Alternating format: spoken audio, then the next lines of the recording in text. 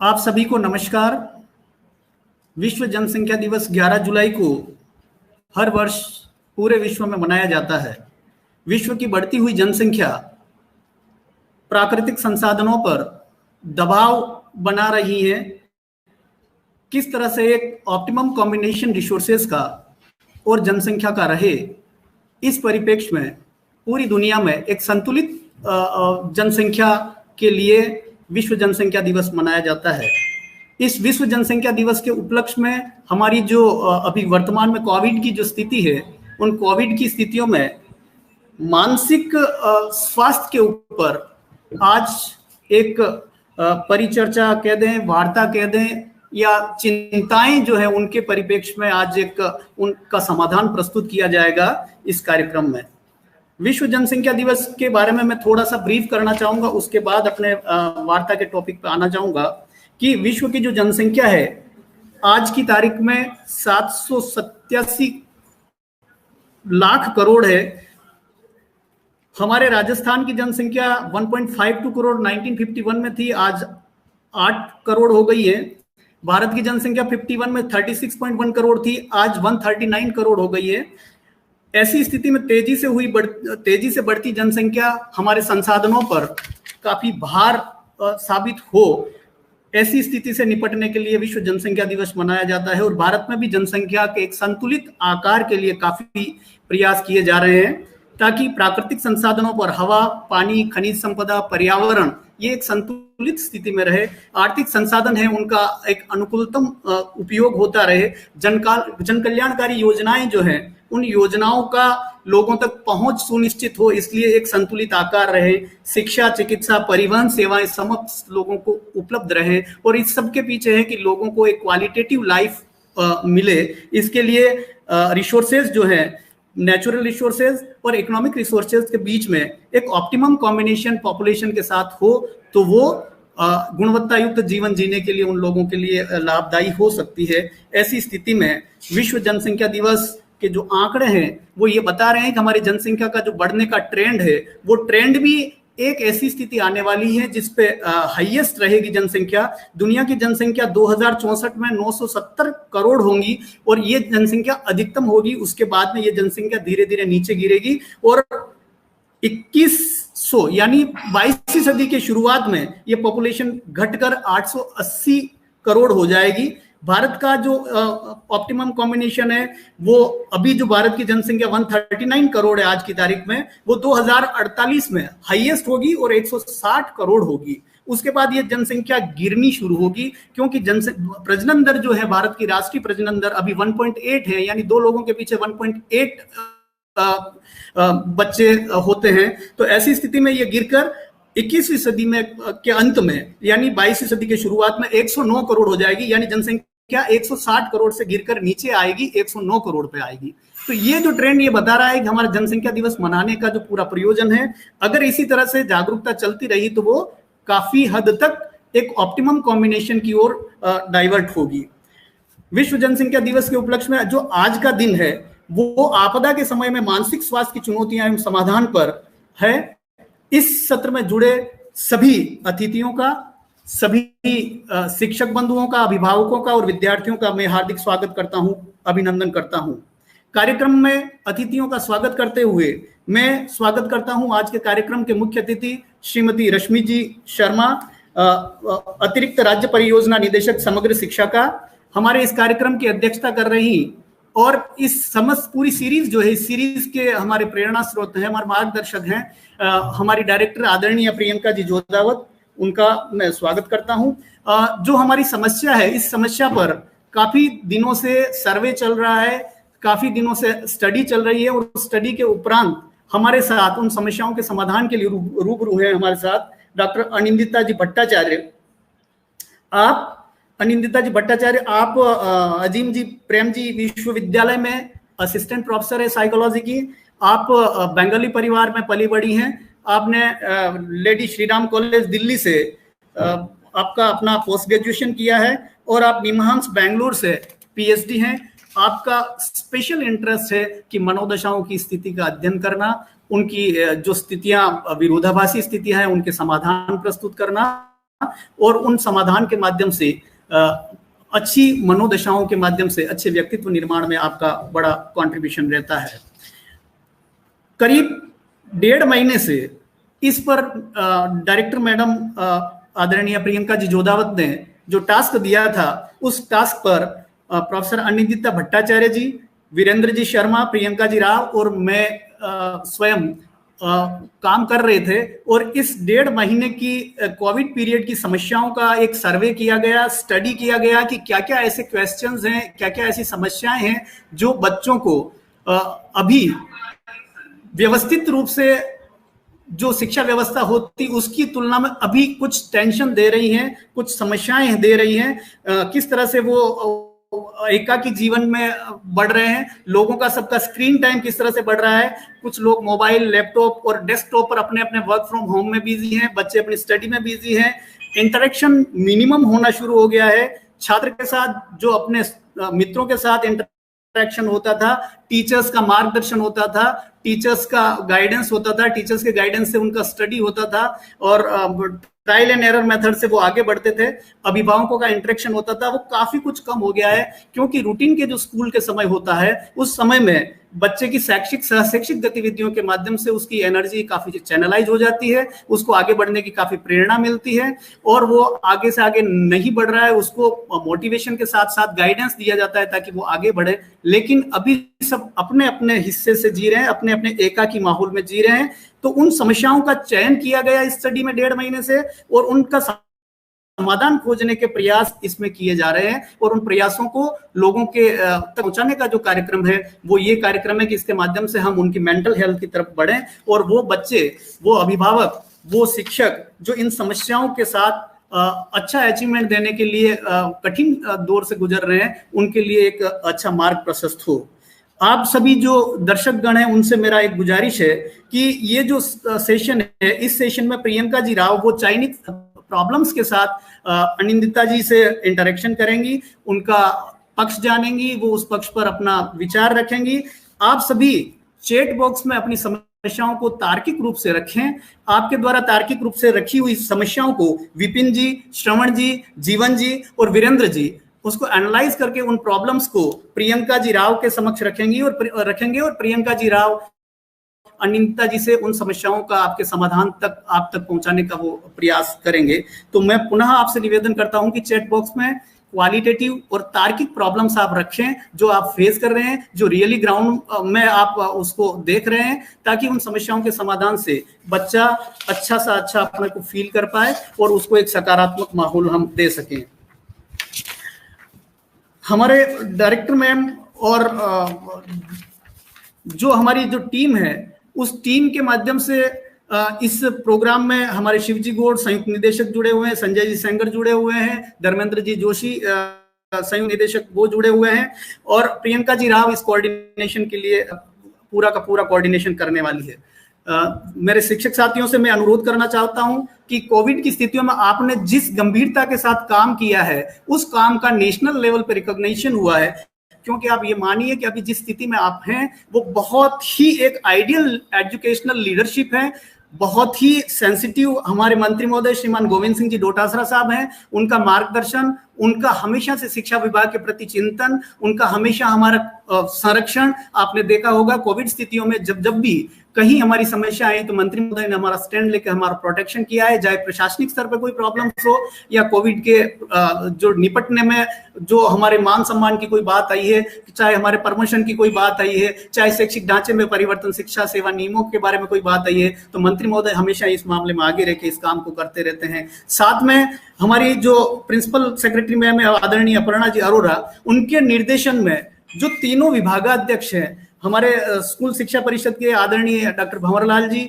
हमारे माध्यमिक शिक्षा निदेशक श्रीमान सौरभ जी स्वामी और एकेडमिक अथॉरिटी एससीईआरटी की निदेशक माननीय प्रियंका जी जोधावत, ये हमेशा एक्टिवली इनिशिएशन लेकर इनोवेटिव आइडियाज के माध्यम से जो पिछले सत्र में भी काम किया, उसको पीएबी की मीटिंग में भी भारत सरकार के सचिव, शिक्षा सचिव द्वारा बहुत सराहा गया कि स्माइल का जो डेटा प्रेजेंटेशन था सौरभ स्वामी का, पूरे राज्य में उस मैटर को और उस मॉडल को इंप्लीमेंट करने की बात कही। हमारे यहाँ की जो हमने वर्कबुक बनाई, उन वर्कबुक को पूरे भारत में आदर्श के रूप में उन्होंने पाया कि ये बिल्कुल आइडियल फॉर्मेट में थी और इस कठिन सीखने की प्रक्रिया में इससे बढ़िया कोई चीज हो नहीं सकती थी, वो उन्होंने रिकॉग्नाइज किए। और हमारा प्रोजेक्ट पूरा जिस तरह से कोऑर्डिनेशन हुआ, उस पीएबी की मीटिंग में आदरणीय भंवरलाल जी परियोजना निदेशक महोदय जो है, हमारे कमिश्नर जो है, उनकी भी पूरी प्रशंसा की। ऐसी मीटिंगों में अगर ये विचार सुनने को मिलते हैं, अगर इंटरेक्ट करते वक्त ये पता चलता है कि हम राज्य जो है देश में सिरमौर स्थिति पर है, तो निश्चित रूप से मानिए कि हमारा फक्र से सर ऊंचा होता है। आप उसके पार्ट हैं। इन कठिन स्थितियों में भी आप उसमें हम हमारे साथ जुड़ के कंधे से कंधा मिलाकर काम कर रहे हैं और रिकॉग्निशन जो मिला है मैं आप तक पहुंचाने का वो प्रयास कर रहा हूं।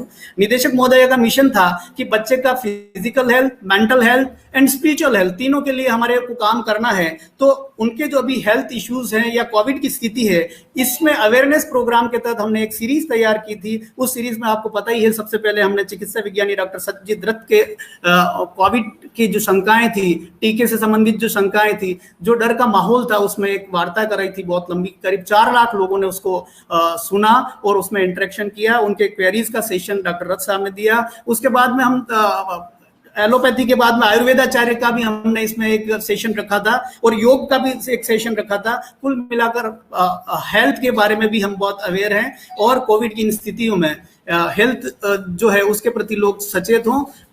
मेंटल इश्यूज की ये अपरिहार्य स्थितियां हैं, ऐसी किसी ने कल्पना नहीं की थी, ऐसा किसी ने सोचा नहीं था कि ये स्थितियां आ भी सकती हैं। तो ऐसी स्थिति में मानसिक स्वास्थ्य के लिए आज का ये काम जो सेशन है, वो सेशन आपको निश्चित रूप से बहुत अच्छा सुगम माहौल प्रदान करेगा। शिक्षकों से मेरा निवेदन है कि आपका शिक्षक प्रशिक्षण हो, वो भी टीएनए सर्वे के आधार पर हम डिजाइन कर रहे हैं कि आपकी आवश्यकता के अनुसार आपको हम प्रशिक्षण देंगे। रिसर्च में आप ज्यादा से ज्यादा डाइट और एससीआरटी के जुड़ें ताकि अच्छे क्वालिटेटिव के रिसर्च हम कर पाए। कंटेंट क्रिएशन का हमारा काम है, उसमें आप अच्छे से अच्छे कंटेंट, आजकल जो ऑनलाइन कंटेंट क्रिएशन है उसमें आप भागीदारी सुनिश्चित करें। एनईपी पे मैडम का कंसर्न है कि हम ज्यादा से ज्यादा शिक्षकों को जोड़ेंगे और शिक्षकों की भूमिका जो है एनईपी के परिप्रेक्ष्य में बहुत महत्वपूर्ण है और वो आप इंटरेक्ट करते हुए आपका सेशन भी रखेंगे, ओरिएंटेशन भी रखेंगे और आपके योगदान को भी उसमें सुनिश्चित किया जाएगा। चाहे वो एससीएफ का हो, एससीएफ में भी पूरी एक बड़ी कोर टीम बनानी है, उसके लिए भी आप तक हम पहुंचेंगे और पेपरलेस एससीएफ बनना आपके कंट्रीब्यूशन के लिए, आपके सजेशंस, मैडम हमेशा कहती है कि नीचे से सजेशंस आने चाहिए ताकि वो प्रॉब्लम जो है आगे नहीं आए, वो स्थिति है उसके अनुरूप समाधान प्रस्तुत किया जा सके, ये सभी मैडम का मानना है। तो मेरा ये आपसे निवेदन है कि इस जो क्वेश्चन सेशन के बाद में आपको जो मनोदशाओं के बारे में ज्यादा से ज्यादा जानकारी हो, मानसिक स्वास्थ्य की चुनौतियों के बारे में जो ज्यादा जानकारी है, आप उन स्थितियों के अनुरूप उन बच्चों से अपने को डील करेंगे। पुनः मैं अतिथियों का बहुत बहुत स्वागत करता हूं, अभिनंदन करता हूं और हमारी निदेशक महोदया आदरणीय प्रियंका जी जोधावत से निवेदन करता हूं कि आप पधारें और आप अपना एड्रेस करें। इसमें हमारे चीफ गेस्ट का आप विशद इंट्रोडक्शन करते हुए आप अपना उद्बोधन प्रदान करें। आदरणीय प्रियंका जी जोधावत।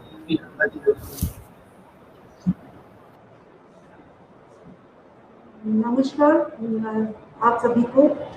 एक विचार और एक प्रकार के ज्ञान से युक्त समान मन वालों, हे मित्रजनों, उठो जागो।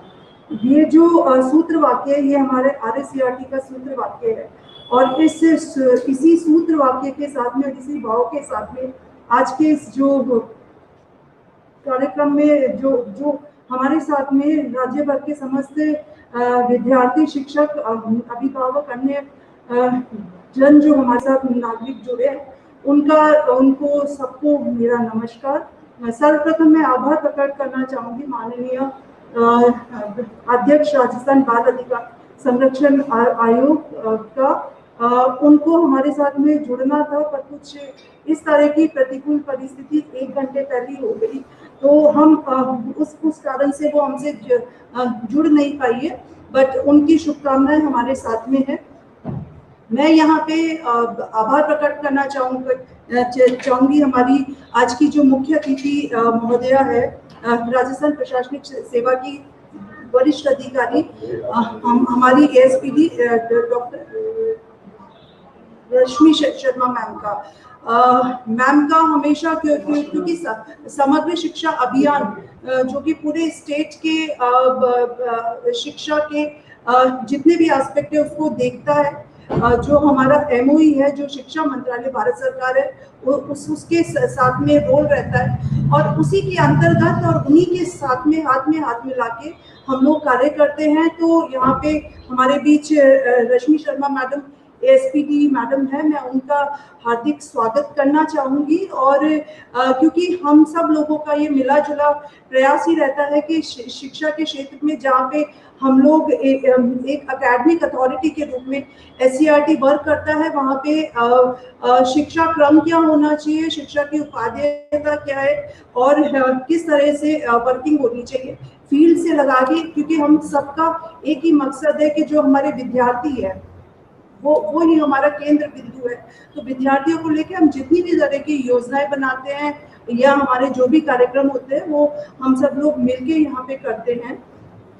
आज का ये जो आयोजन किया गया है, चूंकि हर साल 11 जुलाई को हम इसका आयोजन करते हैं, पर चूंकि हम सब जानते हैं कोविड के इस टाइम में हम लोग फेस टू फेस नहीं कर पा रहे हैं। लेकिन मैं यहाँ पे ये कहना चाहूंगी कि ये बहुत अच्छी उपलब्धि है कि वर्चुअली हम कुछ ना कुछ ऐसा शिक्षकों के लिए, अभिभावकों के लिए और हमारे विद्यार्थियों के लिए लेके आ रहे हैं जो कहीं ना कहीं पे उनके हमारे लिए सबके लिए कार्य कर रहा है। हम यहाँ पे जो आज का जो विषय ले रहे हैं कोविड-19 आपदा के समय में मानसिक स्वास्थ्य की चुनौतियां और समाधान, ये विषय ऐसा है कि ये हम हमारे घर पे हमारे साथ भी कुछ इस तरह की कोविड के कारण जितनी भी कठिनाइयां परेशानी आई है वो हम देख रहे हैं, हमारे आसपास देख रहे हैं और पूरा का पूरा जो विश्व है इससे कहीं ना कहीं अफेक्टेड है। तो हमारा प्रयास ये है कि आज का ये जो हम सेशन कर रहे हैं इसके माध्यम से हमारे कुछ सवाल हो, हमारे जो एक्सपर्ट है उनकी ओर से कुछ इस तरह के विचार आएंगे जो हमें बताएंगे कि हमें मानसिक स्वास्थ्य के लिए हमारे समक्ष क्या क्या चुनौतियां और क्या क्या चीजें हम उसमें कर सकते हैं। हमारे साथ में मुख्य वक्ता के रूप में अजीम प्रेम जी भी जो असिस्टेंट प्रोफेसर है, आनंदिता भट्टाचार्य जी, मैं उनका भी हार्दिक स्वागत करना चाहूंगी। और आनंदिता जी से हम जानेंगे क्योंकि उनका जो स्पेशलाइजेशन है वो इसी फील्ड का है, बच्चों के मनोविज्ञान को लेके। तो हम सब लोग उनके अनुभव का लाभ प्राप्त करेंगे। और यहाँ पे हम लोग, मैं आपसे आशा अपेक्षा सभी से करती हूँ कि हमने बहुत सारे सवाल आप सबके हिसाब से फील्ड से लिए हैं, हमने तैयार किए, लेकिन फिर भी कुछ ऐसे प्रश्न हैं जो कि अनछुए अगर रह गए हैं या उनका उत्तर नहीं आएगा तो हम इसके बाद में भी आप ही के जो आप लोगों के जो भी इस दौरान जो सवाल आएंगे चैट बॉक्स में हम हमेशा उनको भी उत्तर लेते हैं। तो और इसके बाद भी अगर आपके कोई सवाल हो तो आप हमें हमारी वेबसाइट पे या हमारे मेल आईडी पे हमसे संपर्क करके पूछ सकते हैं, क्योंकि ये जो एसोसिएशन आज का है ये सिर्फ 1-1.5 घंटे का ही नहीं है, ये हमारा हमेशा के लिए चलने वाली प्रक्रिया है। मैं यहाँ पे बहुत कुछ नहीं कह के, क्योंकि कार्यक्रम में हम भी सुनना चाह रहे हैं और हम भी समझना चाह रहे हैं कि ये जो बड़ा एडवर्स टाइम है कोविड महामारी का, इस टाइम में मानसिक रूप से स्वास्थ्य हम किस तरह से प्राप्त कर सकते हैं और यही हमारा लक्ष्य है। मैं यहाँ पे हमारे मुख्य वक्ता का जो उनसे चर्चा करेगी प्रियंका राव, मैं उनका भी स्वागत करती हूँ। हमारे जो सत्र में हमारे RSCRT के संयुक्त निदेशक है शिवजी गौड कमलेंद्र जी, हमारे जो इसके अलावा जो भी सब जुड़े हुए हैं, मेरा प्रभाग 5। आप सभी को इस आयोजन के लिए मैं अग्रिम शुभकामना देती हूँ। इसी तरह से SCRT आगे बढ़ते रहे और समग्र शिक्षा विभाग हम सब लोग मिलके इसी तरह से कार्य करते रहे। मैं यहाँ पे अब आमंत्रित करना चाहूंगी हमारी ASPD मैडम को, वो हमें अपना उद्बोधन दे। और मैडम, अपेक्षा यही है कि ये जो हमने कार्य शुरू किया है ये हमारी इससे पूर्व में भी हमारी हो चुकी है, इसी तरह का आयोजन है और वो सब बच्चों से रिलेटेड है। तो वही है कि समग्र शिक्षा और SCERT हम मिलके और क्या आगे इसमें और क्या अच्छा कर सकते हैं, हम उन सब चीज़ों को देखें।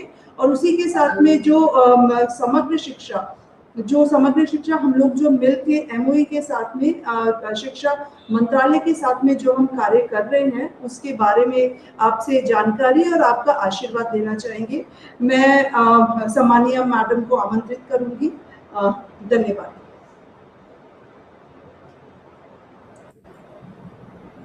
Thank you Priyanka. आज जो ये विश्व जनसंख्या दिवस कल था, रेफरेंस में आज जो कार्यक्रम आप आयोजित कर रहे हैं, तो मैं आपको और आपकी पूरी टीम को बहुत बहुत बधाई देना चाहती हूँ, बिकॉज इस माध्यम से आपने बहुत रेलेवेंट इशू को एड्रेस करने वाले हैं। सो बेसिकली हम दोनों तीनों आर्म्स जो हैं शिक्षा विभाग की, चाहे वो SCERT हो, चाहे वो समग्र शिक्षा हो, चाहे वो डायरेक्टरेट हो, तो तीनों आर्म्स जब मिलके काम करती हैं तभी फील्ड में उसका एक उचित प्रदर्शन होता है और बच्चों की सारी छोटी छोटी चीज़ें जो एड्रेस होनी चाहिए वो हम उनको अटेंड कर पाते हैं। तो सर्वप्रथम आप सभी के जो सतत प्रयास रहे, स्पेशली पिछले साल डेढ़ साल में अलोंग विद सारी टीम्स जो हैं दोनों तीनों जगह की, उन्होंने मिलके जो एक तरह से कनेक्ट स्थापित किया फील्ड में और बच्चों को हमारे साथ जो कनेक्शन है, अपन सबके साथ जो कनेक्शन है वो छूटने नहीं दिया है, चाहे वो किसी भी माध्यम से हो, चाहे आपके जो वीडियोस रिलीज करते रहे आपकी पूरी टीम जो लगी रही, और उन्होंने जो चाहे वो हवा महल हो या फिर हमारे डेली जो स्माइल के माध्यम से कंटेंट जा रहा है वो हो, इस पूरे माध्यम से हमने प्रयास किया कि हम बच्चों से कनेक्शन नहीं तोड़ें। सो मेरी कुछ बेसिक ऑब्जर्वेशंस ये हैं कि ये पूरा दौर कठिन दौर रहा है। आप हम सभी व्यक्तिगत तौर पे अपने परिवारों में यहाँ वहाँ सभी जगह देखते आए हैं कि ये दौर हमें पार करने में काफ़ी तकलीफ रही। सो इसी दौरान जो फील्ड में देखते हैं या कहीं ऐसे परिवेश जहाँ साधन संपन्नता इतनी नहीं है, या समझ लीजिए कि इस तरह का परिवेश है जहाँ डिजिटल शिक्षा भी गैजेट्स ना होने की वजह से, या हमारा उनसे चूंकि विद्यालय खुले नहीं हैं, बच्चे वहाँ नहीं आ पा रहे, ऐसी स्थिति में एक कठिनाई का सामना सभी को करना पड़ा है। तो ये कठिनाई न सिर्फ फिजिकल रही है, ये इमोशनल और मेंटल, और अगेन आपने एक जो थर्ड फैकल्टी बताई स्पिरिचुअल, जिसको भी आप एड्रेस करना चाहते हैं, ये बहुत ही इंटरेस्टिंग है। तो ये तीनों स्तरों पे सभी ने प्रॉब्लम्स फेस की हैं। सो न सिर्फ ये हमने किए हैं, ये बच्चों ने भी की हैं। तो जब बच्चा किसी स्कूल में आता है तो वो न सिर्फ टीचर्स से मिलता है, एक अपने फैमिली के परिवेश से निकल के टीचर्स के साथ एक जो उनका तारतम्य होता है, एक सरलता होती है। कुछ टीचर्स उनको हैंड होल्ड करते हैं, कुछ टीचर्स मार्गदर्शन करते हैं, कुछ टीचर्स इतने सहज होते हैं बच्चों के साथ के बच्चे अपनी सारी तकलीफें उन्हें शेयर करते हैं। तो ये सब चीज़ें जो हो सकती थी वो नहीं हो पाई। कोविड की परिस्थितियां कुछ ऐसी विषम थी। उम्मीद है कि अब समय थोड़ा और सरल होगा और हम सब इससे निजात पाएंगे और हम वापस एक नए विगर के साथ, नई एक उमंग के साथ में अपनी सारी बाधाओं को पार करते हुए कुछ अच्छा कर पाएंगे। इस पूरे एफर्ट में समग्र शिक्षा में भी और SCERT ने भी बच्चों से संवाद स्थापित करने का प्रयास किया है। यदि हम बालिका शिक्षा की बात करें तो हमने न सिर्फ सेल्फ डिफेंस ट्रेनिंग्स वगैरह किया, साइबर सिक्योरिटी एक बहुत बड़ा एस्पेक्ट रहा, जो कि मतलब जब हम डिजिटल की बात करते हैं तो उसमें वो बच्चों को एंगेज करने के लिए मोबाइल्स की आवश्यकता होती है। ऐसे में ये भी एक फैकल्टीज हैं जो बच्चों को थोड़ा जानकारी इसकी होनी आवश्यक होती है। इसके साथ साथ ही एक जो हमने स्टार्ट किया है वो ये है कि मासिक तौर पे हमने उनके साथ में करियर काउंसलिंग हुआ या उनके जो फियर्स इनहिबिशंस हुए उनको एड्रेस करने के लिए एक संवाद नाम से एक कार्यक्रम स्थापित किया है। तो इट इज एन इंटरेक्शन, और इंटरेक्शन में इस किस्म का कि वो एक वन वे ना होके उसमें से हम बच्चों से प्रयास करते हैं कि बच्चे हमसे बात करें। तो ये इस साल, इस वर्ष भी हमने पुनः ये सीरीज आरंभ कर दी है, खास करके KGBV की छात्राएं जो पहले हॉस्टल में रहती थी और वल्नरेबल सेक्शन से थी, परंतु अब वो नेचुरली खुले नहीं है हॉस्टल, इसलिए अपने घरों पे ही हैं। तो जैसा बताया गया कि अजीम प्रेम जी फाउंडेशन के साथ में और आपके साथ में जुड़ी हैं जो मनोविज्ञान पढ़ी हुई assistant professor, I welcome Anindita ji. Azim Premji foundation पहले भी हमारे साथ कई सेशंस करा चुका है, specially with reference to NEP also. और एनईपी बात करता है होलिस्टिक डेवलपमेंट की। तो होलिस्टिक डेवलपमेंट में हमें चाहिए न सिर्फ हम जनसंख्या जो हमारी है वो न सिर्फ फिजिकली साउंड हो, वो मेंटली भी साउंड हो। अब मेंटली के साथ में अनिंदिता जी आपको बताएंगे कि कई बार क्या होता है मेंटल फैकल्टीज के बारे में, जैसे शरीर बीमार है वैसे यदि दिमाग से संबंधी कोई चीज हो या कोई इशू हो तो उसको बड़ा एक अलग तरीके से डील किया जाता है। सो ऑफन बच्चे या लोग इसके बारे में बात करने से कतराते हैं। So I'm sure Anindita ji, while you discuss, you would also address that how we should be dealing with this very sensitively, और हम किस तरह से सेंसिटिविटी बताते हुए इस चीज को करें, और ताकि वो बच्चा या जो पेरेंट या टीचर इसको हैंडल कर रहा है या इसके बारे में बात कर रहा है वो वल्नरेबल महसूस ना करे। So I would like to share Priyanka कि हमारा जो समग्र शिक्षा में है, आपको यू आर ऑल्सो अवेयर कि काउंसलर्स के बारे में भी बात इस बार की गई है। So very soon we are in the process आपसे भी डिस्कस करेंगे कि हम वो काउंसलर्स कैसे करें, मतलब हम उनको एंगेज कैसे करें, और वो काउंसलर्स बच्चों के साथ रेगुलर बेसिस पे they are in touch with the children and they are able to see कि ग्राउंड रियलिटी क्या है। तो जो आपने एनालिसिस की उसकी सिचुएशनल एनालिसिस से आप हमें वाकिफ कराएं और उसका सॉल्यूशन क्या हो सकता है इसके बारे में भी हम बात करें। सो थैंक यू प्रियंका, आपको, आपकी पूरी टीम को, एंड आई एम श्योर अभी हम अनिंदिता जी से सुनेंगे और we will get enriched. Thank you so much for calling me in the show. Thank you.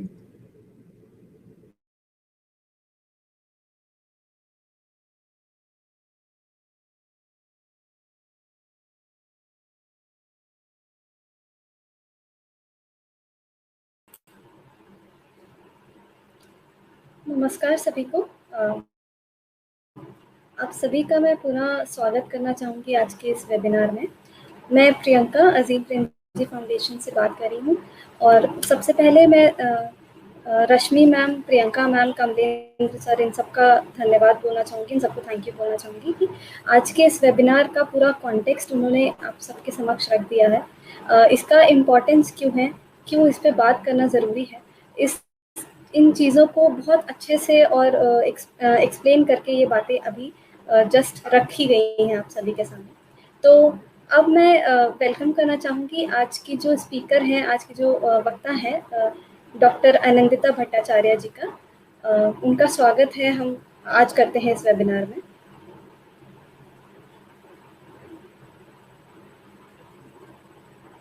Hello Anindita ji, I hope आप सेफ हैं, स्वस्थ हैं।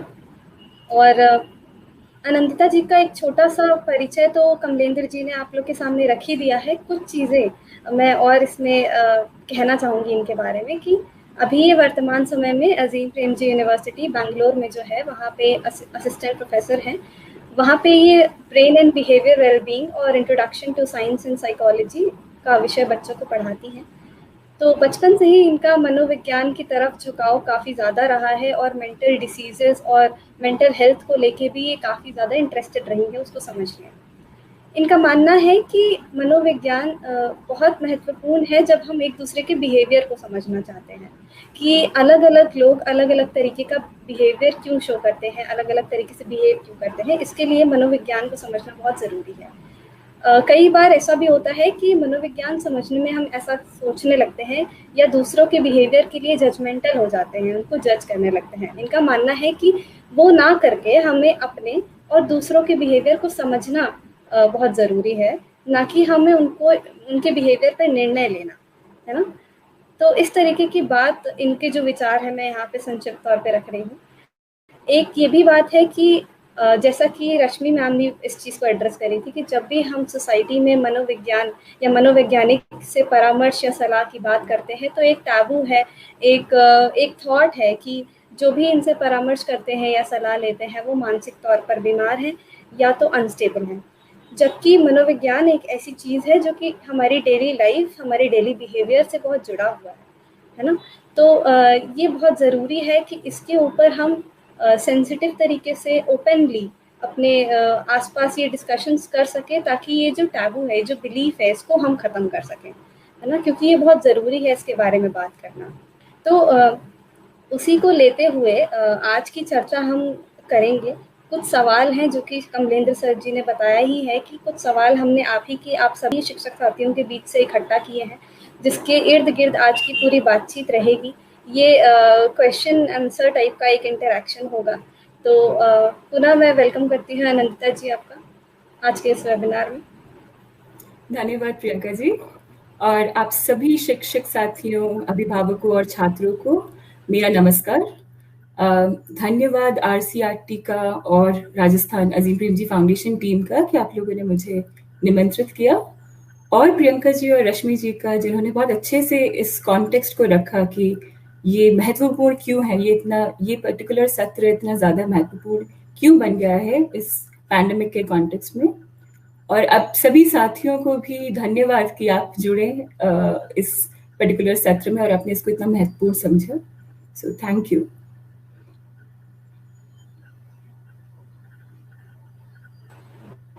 तो फिर हम आज शुरू करते हैं अपनी बातचीत, है ना। तो जैसा कि बातचीत हो रही है कि पिछले वर्ष हम लोग मार्च 2020 से हम सभी लॉकडाउन को देख रहे हैं, लॉकडाउन में घरों में बंद हैं। हालांकि हमारे शिक्षक साथी तो कई तरह की ड्यूटीज़ में एंगेज रहे हैं, लेकिन ज़्यादातर नंबर अगर हम देखें तो हम घर पे हैं। कुछ लोग वर्क फ्रॉम होम कर रहे हैं, बच्चे ऑनलाइन स्टडीज़ कर रहे हैं। तो सबसे मतलब अगर हम देखें तो हम तो एक एडल्ट हैं, हम कई चीज़ों को समझते हैं और उसके अकॉर्डिंग अपनी चीज़ें मैनेज कर लेते हैं, लेकिन बच्चों का जो स्थिति है उसको समझना भी ज़रूरी हो जाता है कि वो उनकी मनोवैज्ञानिक स्थिति क्या है, उनके दिमाग में किस तरीके की चीज़ें चल रही होंगी, या उनके लिए ये पीरियड कितना ज़्यादा मुश्किल हो सकता है। तो शुरुआत हम कुछ बच्चों के रिलेटेड क्वेश्चन से ही शुरुआत करना चाहेंगे इसकी। तो पहली बात तो ये है कि पिछले वर्ष से बच्चे अपने अपने घरों में बंद हैं, तो ना ही अपने दोस्तों से मिल पा रहे हैं, ना ही अपने टीचर से, या कोई गाइडेंस भी उनको नहीं मिल पा रही है। तो ऐसे में हम देखते हैं कि उनकी शारीरिक और मानसिक दोनों तरह के स्वास्थ्य पे असर पड़ रहा है। तो इसको हम किस तरीके से मैनेज कर सकते हैं ताकि उनकी जो पॉजिटिव अप्रोच है, सकारात्मकता है, वो बनी रहे आगे के लिए। अनंतिता जी। प्रियंका जी, बहुत ही महत्वपूर्ण क्वेश्चन है ये, क्योंकि हम देख रहे हैं कि पिछली बार के मुकाबले ये साल शायद और भी ज़्यादा दुखद साबित हो रहा है हम सभी के लिए।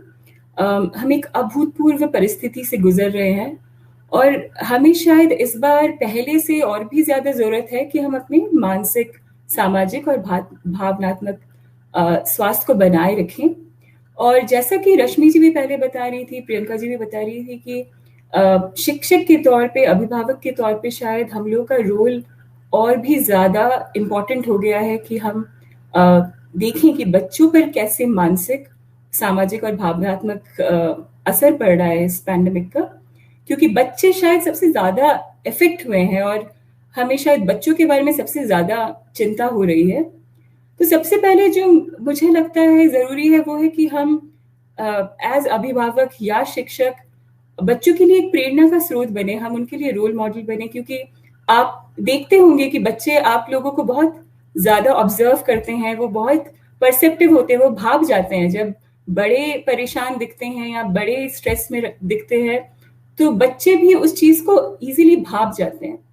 तो सबसे पहले जो ज़रूरी है वो है कि हम एक अच्छे रोल मॉडल बने, हम उनके लिए प्रेरणा का स्रोत बने, और हम खुद की एंग्जाइटी को मैनेज करें, हम अपने मानसिक स्वास्थ्य की तरफ सबसे पहले ध्यान दें। उसके बाद हम ऐसी परिस्थिति क्रिएट करें ताकि हम शांत रह पाए, हम सोच पाए कि हमें क्या क्या चीज़ें करनी चाहिए जिससे कि हम शांत रह पाए। बच्चे आप देखेंगे बोल नहीं पाते हैं, अलग अलग तरह के एज ग्रुप के बच्चे अलग अलग तरह से बिहेव करते हैं। जो बहुत छोटे बच्चे हैं वो शायद बहुत ज़्यादा डिपेंडेंट हो जाते हैं या क्लिंगी हो जाते हैं। आप देखेंगे कि बिल्कुल जो छोटे बच्चे हैं वो बयान नहीं कर पाते हैं, पर शायद उनके टैंट्रम ज़्यादा बढ़ जाते हैं, उनको समझ में नहीं आता, शायद उनका गुस्सा या जिद के तौर पे उनके एंग्जाइटी निकलती है। और जो थोड़े से बड़े बच्चे हैं वो थोड़ा बोल पाते हैं, पर बच्चे आसानी से अपनी भावनाओं को शायद उतना व्यक्त नहीं कर पाते। इसलिए शायद बड़ों को जरूरत है कि बच्चों को थोड़ा टाइम दें, स्पेस दें, ताकि वो अपनी भावनाओं को व्यक्त कर पाए और हम उनको रीअश्योर कर पाए, उनको आश्वासन दे पाए कि उनकी जो भावनाएं हैं, चाहे वो गुस्सा ही क्यों ना हो, चाहे वो घबराहट हो, चाहे वो दुख हो, ताकि बच्चे उसको बयान कर सकें। इसीलिए उनको इस तरह का एक अपॉर्चुनिटी देना बहुत जरूरी है। चाहे आप अपने क्लास में 5 मिनट ही अपनी क्लास पढ़ाने के पहले बच्चों से पूछे कि आप लोग क्या कर रहे हैं, आपकी जिंदगी में क्या चल रहा है, कौन शेयर करना चाहेगा। या फिर अगर आप इंडिविजुअली आपको लगता है कि कोई पर्टिकुलर बच्चा काफी प्रभावित लग रहा है कि आप उससे अलग से बात कर पाए, एज पेरेंट्स आप कोशिश करें कि बच्चों को थोड़ा टाइम दे, ऐसा टाइम जिसमें और कोई डिस्ट्रैक्शन ना हो, क्योंकि बड़े भी इतनी सारी चीजों का सामना कर रहे हैं कि बहुत बार हम बहुत डिस्ट्रैक्टेड हो जाते हैं। तो थोड़ा सा बच्चों को अटेंशन देना, उनको आश्वासन देना। हम इतना न्यूज देख रहे हैं, बच्चों के लिए वो कोविड रिलेटेड न्यूज थोड़ा लिमिट करना, क्योंकि जितना ज्यादा वो न्यूज देखेंगे बहुत बार बच्चों को ठीक से समझ में नहीं आता और वो लोग घबरा जाते हैं। तो कोशिश करें कि उनके सामने बहुत ज्यादा कोविड रिलेटेड जो एंजाइटी वाली न्यूज है वो बहुत ज्यादा शेयर ना करें। उनकी भावनाओं को मान्य करें, उन्हें कहें कि वो जो बोल रहे हैं वो भी जरूरी है। हम ये ना कह दें कि नहीं तुम इसके बारे में मत सोचो, सब ठीक हो जाएगा, क्योंकि बच्चे जानते हैं कि अगर हम अपना स्ट्रेस दिखाएंगे तो वो भी भाग जाते हैं। तो उनसे ऑनेस्ट रहना बहुत जरूरी है, उनसे सच्चाई बयान करना या बोलना कि हाँ शायद सिचुएशन हमें समझ में नहीं आ रही है कि आगे क्या होगा, पर ये जरूरी है, ये चीज ध्यान में रखने की जरूरी है कि हम तुम्हारे साथ हैं और हम सब मिलके इसका सामना करेंगे। तो उनको वो होप देना कि हम उनके साथ हैं, हम उनके लिए प्रेजेंट हैं, वो भी बहुत ज्यादा जरूरी हो जाता है। बड़ों के लिए शायद कुछ कुछ चीजें बचपन से ही सिखाना बच्चों को काफी जरूरी है। ये हम पहले शायद इतना सीरियसली नहीं लेते थे, जैसे डीप ब्रीदिंग टेक्निक्स हुए या योगा हुआ।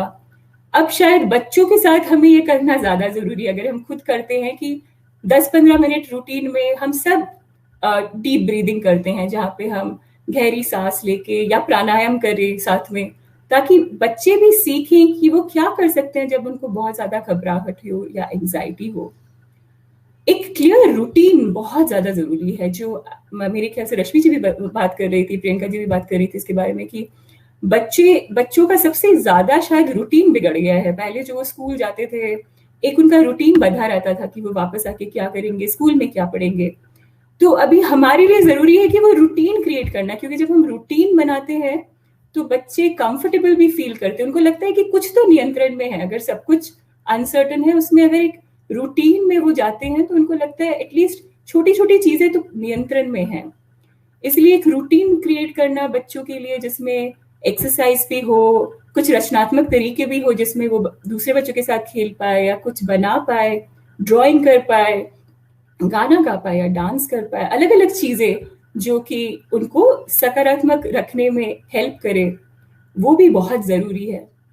और मेरे ख्याल से ये भी जरूरी है कि अभिभावक या शिक्षक उन्हें अपनी स्टोरीज भी बताएं कि आप कैसे खुद को घबराहट से दूर रखते हैं, या आप क्या करते हैं जब आपको घबराहट होती है, क्योंकि बच्चे आपको देख के ही सीखेंगे। अगर आप शेयर करें कि आपने क्या सीखा, ये जो बुरा समय चल रहा है उसमें आपके क्या लर्निंग्स हैं, या आप कैसे खुद को स्ट्रांग रखते हैं, अगर आप वो शेयर करेंगे बच्चों से, तो बच्चों को लगेगा अरे अगर हमारे शिक्षक, हमारे पेरेंट्स खुद का एंजाइटी मैनेज कर पा रहे हैं तो हम भी कर पाएंगे।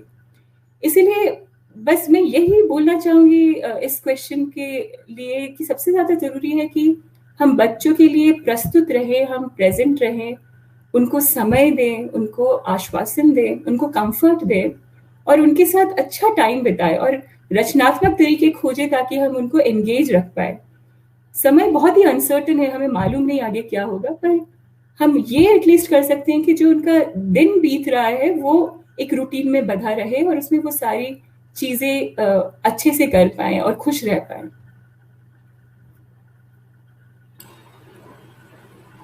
जी आनंदिता जी, ये बहुत इम्पोर्टेंट बात आपने यहाँ पे एड्रेस की है कि एक तो कैसे हमें बच्चों के साथ ओपन होने की ज़रूरत है, ऑनेस्ट होने की ज़रूरत है। ये प्रिटेंड करने की ज़रूरत नहीं है कि जो फेक है या जो अनरियल है, जो हमें पता नहीं है, अनसर्टेनिटी है क्योंकि, तो हमें ऑनेस्ट होने की बहुत ज़रूरत है, पहली चीज़। और दूसरी चीज़ जो आप रूटीन की बात कर रही हैं, ये भी बहुत बड़ा कंसर्न है कि जब बच्चे स्कूल जाते थे या दूसरी चीज़ों में एंगेज रहते थे नॉर्मल टाइम्स में, तो बहुत एक उनका रूटीन बना हुआ था। लेकिन लॉकडाउन की स्थिति में, या सिर्फ बच्चे ही क्यों, हम अपनी ही बात करें तो वर्क फ्रॉम होम की स्थिति, हमारा रूटीन कई बार डिस्टर्ब हो जाता है। तो कितना ज़रूरी है कि उस रूटीन को हम मेंटेन कर पाएँ। जैसे आपने इंटरेस्ट की चीज़ें बताई कि कैसे हम अपने इंटरेस्ट की चीज़ों में एंगेज कर सकते हैं। तो थैंक यू, काफ़ी विस्तार से आपने इसको एड्रेस कर लिया है। तो इसमें एक चीज़ ये लग रही है कि जैसे कि हम देख रहे हैं कि ऑनलाइन स्टडीज़ बहुत बढ़ गई हैं। हमारा भी काम सारा ऑनलाइन जिस तरीके से हो गया है, तो बच्चों का जो स्टडीज़ है वो भी पूरा ऑनलाइन अप्रोच में हो गया है। तो कई बार देख रहे हैं कि जो स्क्रीन एक्सपोजर है बच्चों का, वो भी बहुत ज़्यादा बढ़ गया है मोबाइल में या लैपटॉप्स में, है ना। और इससे कई बार हम देखते हैं कि स्लीप साइकिल भी बहुत ज़्यादा डिस्टर्ब हो जाती है, हमारी भी हो जाती है। तो वही चीज़ हम बच्चों में भी देखते हैं कि जो रूटीन से हम पहले हमारा बंधा हुआ था, वो चीज़ अब नहीं देखने को मिलती है। और अगर इसी के विपरीत हम थोड़ा सा बात करें कि कई जगह पे ऐसा भी है, रूरल एरियाज़ में देख सकते हैं कि जहाँ पे मोबाइल अवेलेबल नहीं है बच्चों के पास, है ना। तो ऑनलाइन मटेरियल भी उनके पास इतना ज़्यादा अवेलेबल नहीं है जितना दूसरों बच्चों के पास है। तो कई बार एक हीन भावना भी आ जाती है बच्चों में कि ये चीज़ हमारे पास नहीं। तो इस चीज़ को समझाने के लिए या निपटने के लिए हम क्या कर सकते हैं? प्रियंका, बहुत ही इम्पोर्टेंट आपने प्रश्न किया है। और ये तो बहुत बड़ी हमारी चिंता की वजह है कि बच्चे इतना ज़्यादा स्क्रीन टाइम में स्पेंड कर रहे हैं, जो कि उनके लिए बहुत अच्छा नहीं है, हानिकारक भी है। क्योंकि एक लिमिट के बाद स्क्रीन टाइम हर चीज़ को अफेक्ट करेगा, फिजिकल हेल्थ को, मेंटल हेल्थ को। तो हमें सबसे पहले तो हमें, जो मैं पहले बता रही थी, हमें एक अच्छा रोल मॉडल बनना है।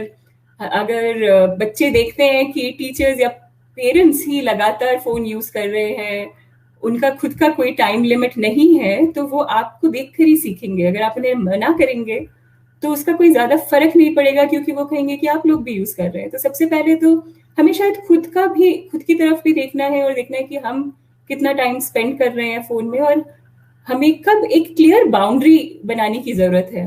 तो बच्चों के लिए जो सबसे ज्यादा जरूरी है, बहुत क्लियर मैसेज देना। क्योंकि वो आप प्यार से बोलेंगे या आप वेगली बोलेंगे तो उनको समझ में नहीं आएगा। उनके लिए एक क्लियर बाउंड्री बनाना बहुत जरूरी है कि इतने घंटे अगर आपने क्लास किया तो ये क्लास टाइम में आपने स्क्रीन यूज किया। उसके बाद अगर एंटरटेनमेंट के लिए आपको और 1 घंटा देखना है तो आप देख सकते हो, और उसके बाद आप स्क्रीन नहीं यूज करोगे। उसके बाद शायद अभिभावक शिक्षकों को बैठ के बच्चों के साथ डिस्कस करके भी कर सकते हैं, अगर बड़े बच्चे हैं, कि ऐसी क्या क्या एक्टिविटीज में वो पार्टिसिपेट कर सकते हैं जिसमें स्क्रीन की जरूरत नहीं है। या फिर शिक्षक ऐसे होमवर्क दे सकते हैं जिसमें उनको स्क्रीन यूज करने की जरूरत नहीं है, जहां उन्हें खुद अपना दिमाग लगाना है, या फिर उनको कुछ रचनात्मक चीजें बनानी है साथ में मिलके, या परिवारजनों का इंटरव्यू लेना है। मतलब ऐसा कुछ मौका देना बच्चों को, ताकि वो स्क्रीन टाइम यूज करने की उन्हें जरूरत ना पड़े। उनको एटलीस्ट जो थोड़े बड़े बच्चे हैं उनको ये भी बताना कि नेगेटिव कॉन्सिक्वेंस क्या है। अगर आप बहुत ज्यादा स्क्रीन टाइम यूज करोगे तो वो आप पर किस तरह से इफेक्ट करेगा, वो कितना हानिकारक है, और जो कि आपसे बाकी चीजें करने का एनर्जी भी ले लेगा। तो उनको ये बताना भी जरूरी है कि उसके नेगेटिव इफेक्ट्स क्या हैं। उनको अलग अलग तरह की क्रिएटिव ढंग से अगर एंगेज करके रखा जा सके, उनके साथ एक रूटीन बनाया जाए कि आप इतना टाइम स्क्रीन में बिताते हो, उसके बाद क्या करोगे, किससे खेलने जाओगे, और कुछ आप ड्रॉ करना चाहते हो, या फिर आप किसी और क्रिएटिव चीज में पार्टिसिपेट करना चाहते हो, वो भी हम सिखा सकते हैं। बच्चों को घर की रिस्पॉन्सिबिलिटीज दे सकते हैं कि आपका ये चीज आपको घर में करनी ही है, हमें हेल्प करना है, उस टाइम पे आप स्क्रीन नहीं आपको देखना है। या फिर कुछ क्लियर आप टाइम पॉकेट्स बनाइए जहाँ पे बच्चे बिल्कुल भी फोन की तरफ देखे ही ना। जैसे सब मिलके खाना खाए परिवार में, और उस टाइम पे परिवार का कोई भी सदस्य फोन की तरफ देखेगा ही नहीं। क्योंकि आजकल देखा जा रहा है कि परिवार में भी सब लोग अपने फोन को लेके बिजी रहते हैं। खाने के वक्त भी लोग अपना फोन देखते हैं कभी कभी। तो ये हमें कुछ क्लियर बच्चों को मैसेज देना है कि कोई नहीं करेगा परिवार में। जो कुछ टाइम है जो सब परिवार वाले साथ में बिताएंगे जहाँ स्क्रीन का प्रयोग कोई भी नहीं करना चाहेगा। और उनको एनकरेज करें कि वो बाकी से बातें करें। अगर उन्हें स्क्रीन यूज भी करना है तो वो क्या किसी और को वीडियो कॉल करके कर सकते हैं या फिर किसी से बात करके कर सकते हैं। ये नहीं कि वो माइंडलेसली कुछ देखे जा रहे हैं जिसका शायद उन्हें बहुत बार मतलब भी नहीं समझ में आ रहा है, या फिर ऐसा कंटेंट जिससे कि उनके मानसिक स्वास्थ्य पर प्रभाव पड़ेगा। पेरेंट्स को भी शायद वो मॉनिटर करने की बहुत ज्यादा जरूरत है कि बच्चे देख क्या रहे हैं जब वो स्क्रीन टाइम यूज कर रहे हैं, और आप कैसे उनको समझाएं कि हर जो कंटेंट अवेलेबल है वो देखने की जरूरत नहीं है। तो ये कुछ चीजें हेल्प करेंगी, ये क्लियर बाउंड्रीज बनाना शायद हेल्प करेगी बच्चों को सिखाने के लिए कि जितना स्क्रीन में समय बिताना जरूरी है, बाकी चीजें भी इक्वली जरूरी हैं और वो सबको करनी है परिवार में। दूसरा जो आपने बहुत इम्पोर्टेंट चीज प्रश्न किया मुझसे प्रियंका जी, कि उन बच्चों का क्या जिनके पास फोन नहीं है, उनमें एक भीन भावना आ सकती है। उसके लिए मैं शायद यही बोलना चाहूंगी कि जो शिक्षक है, शायद आप लोगों को या जो अभिभावक है वो जो जानते हैं कि बच्चों को अलग से फोन नहीं दिया जा सकता, शायद बच्चों को ये बोलने की जरूरत है कि फोन एक मीन्स है लर्निंग के लिए, फोन सिर्फ एक जरिया है चीजें सीखने के लिए, पर अगर हमें चीजें सीखनी है तो वो बिना फोन के भी हो सकता है। क्योंकि फोन रहना भी, उसके भी बहुत सारे नेगेटिव कॉन्सिक्वेंस हो सकते हैं। तो बच्चों को बताना कि शायद अभी आपके पास नहीं है, शायद आपको इसकी जरूरत नहीं है, क्योंकि आपके सीखने के लिए शिक्षक वर्कशीट्स दे रहे हैं या अलग अलग तरह की चीजें आपको दे रही हैं। अभी एक बहुत ही ऐसा आर्टिफिशियल सिचुएशन है जहां जरूरी हो गया है कि हम फोन का इस्तेमाल करें, पर ये नहीं है कि आप बिना फोन के सीख नहीं पाएंगे। और ये शायद टीचर्स को, अभिभावकों को और भी ज्यादा फोकस करना है कि आप किस तरह से उनका मनोबल बढ़ाए रखें, उनसे बात करें, कोशिश करें कि उनकी भावनाओं को समझे कि वो क्यों हीन फील कर रहे हैं, वो क्या बताना चाहते हैं। उनको कैसे आप दूसरे तरीके से एंगेज रखें, उनको ऐसा कुछ क्रिएटिव चीजें दें ताकि वो आपके पास इंटरेस्टिंग कुछ बना के वापस ला पाए और आप उनको एनकरेजमेंट दे सके, हम प्रेज कर पाए कि आपने बहुत अच्छा किया। शायद डांटने से ज्यादा हमें अब और भी ज्यादा जरूरत है कि हम उनके स्ट्रेंथ्स पे फोकस करें कि वो किस चीज में अच्छे हैं, वो क्या अच्छा कर पा रहे हैं। तो इन सब तरीकों से होपफुली थोड़ी से उनके मन में जो ऐसी भावनाएं आती हैं वो थोड़ी कम होगी, पर इसमें शिक्षक और अभिभावकों का बहुत ही एक एक्टिव रोल रहेगा।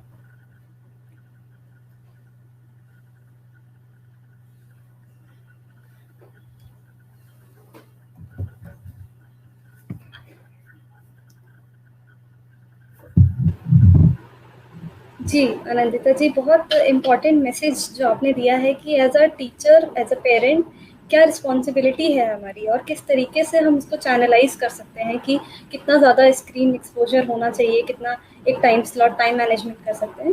बहुत अच्छे तरीके से आपने उसको क्लियरली बता दिया। तो एक जो सवाल शिक्षक साथियों की तरफ से आ रहा था कि ज़्यादा टाइम ऑनलाइन रहने पे एक साइबर अटैक का शिकार भी हो सकते हैं बच्चे, तो ये बहुत इम्पॉर्टेंट विषय है कि इस पे भी सोचना चाहिए और इसके सॉल्यूशंस क्या हो सकते हैं, इस पे भी बात करनी चाहिए। ये हाँ, अभी शायद ये भी बहुत ज़्यादा ज़रूरी है सोचना कि साइबर अटैक्स बहुत रियल हो गया है। तो बच्चों को सिखाना कि कौन से साइट्स उन्हें एक्सेस करने चाहिए, कौन से नहीं करने चाहिए। अभिभावक और शिक्षक के तौर पे हमें शायद मॉनिटर ज़्यादा करना है कि बच्चे क्या देख रहे हैं, क्या खेल रहे हैं। बहुत बार गेम्स के तौर पर भी बहुत आजकल हानिकारक चीज़ें सामने आ रही हैं। तो केयरफुल रहना, बच्चों के साथ एक ट्रांसपेरेंट कम्युनिकेशन रखना। उनको अगर हम डांट देंगे, दपट देंगे, शायद वो ठीक से बयान नहीं कर पाएंगे कि वो क्या कर रहे हैं, वो शायद आपसे ऑनेस्ट नहीं होंगे। तो उनको एक स्पेस देना ताकि वो बात कर पाए कि वो क्या देखते हैं, क्या उनको अच्छा लगता है। और अगर आपको ऐसा कुछ सुनाई देता है जो आपको लगता है कि हार्मफुल है उनके लिए, उनको समझाना कि इसके कॉन्सिक्वेंस क्या है।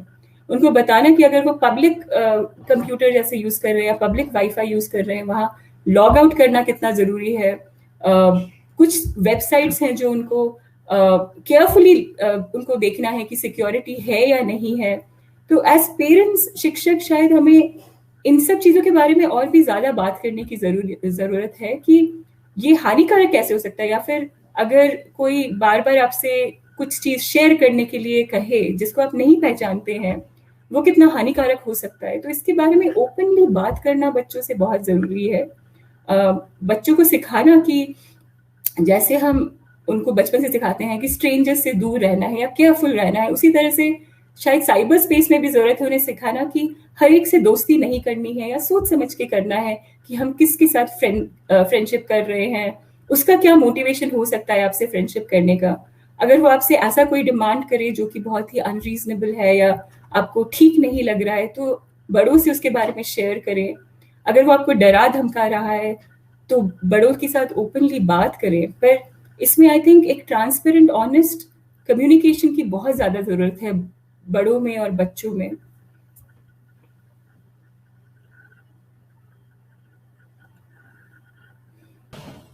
जी आनंदिता जी, बहुत इम्पोर्टेंट चीज़ आपने रखी है कि किस तरीके का कम्युनिकेशन होना बहुत ज़रूरी है पेरेंट और टीचर और बच्चों के बीच में, है ना। इसको मॉनिटर करना कितना ज़रूरी है। ये तो बात हो गई बच्चों की ऑनलाइन स्टडीज़ और स्क्रीन एक्सपोजर की।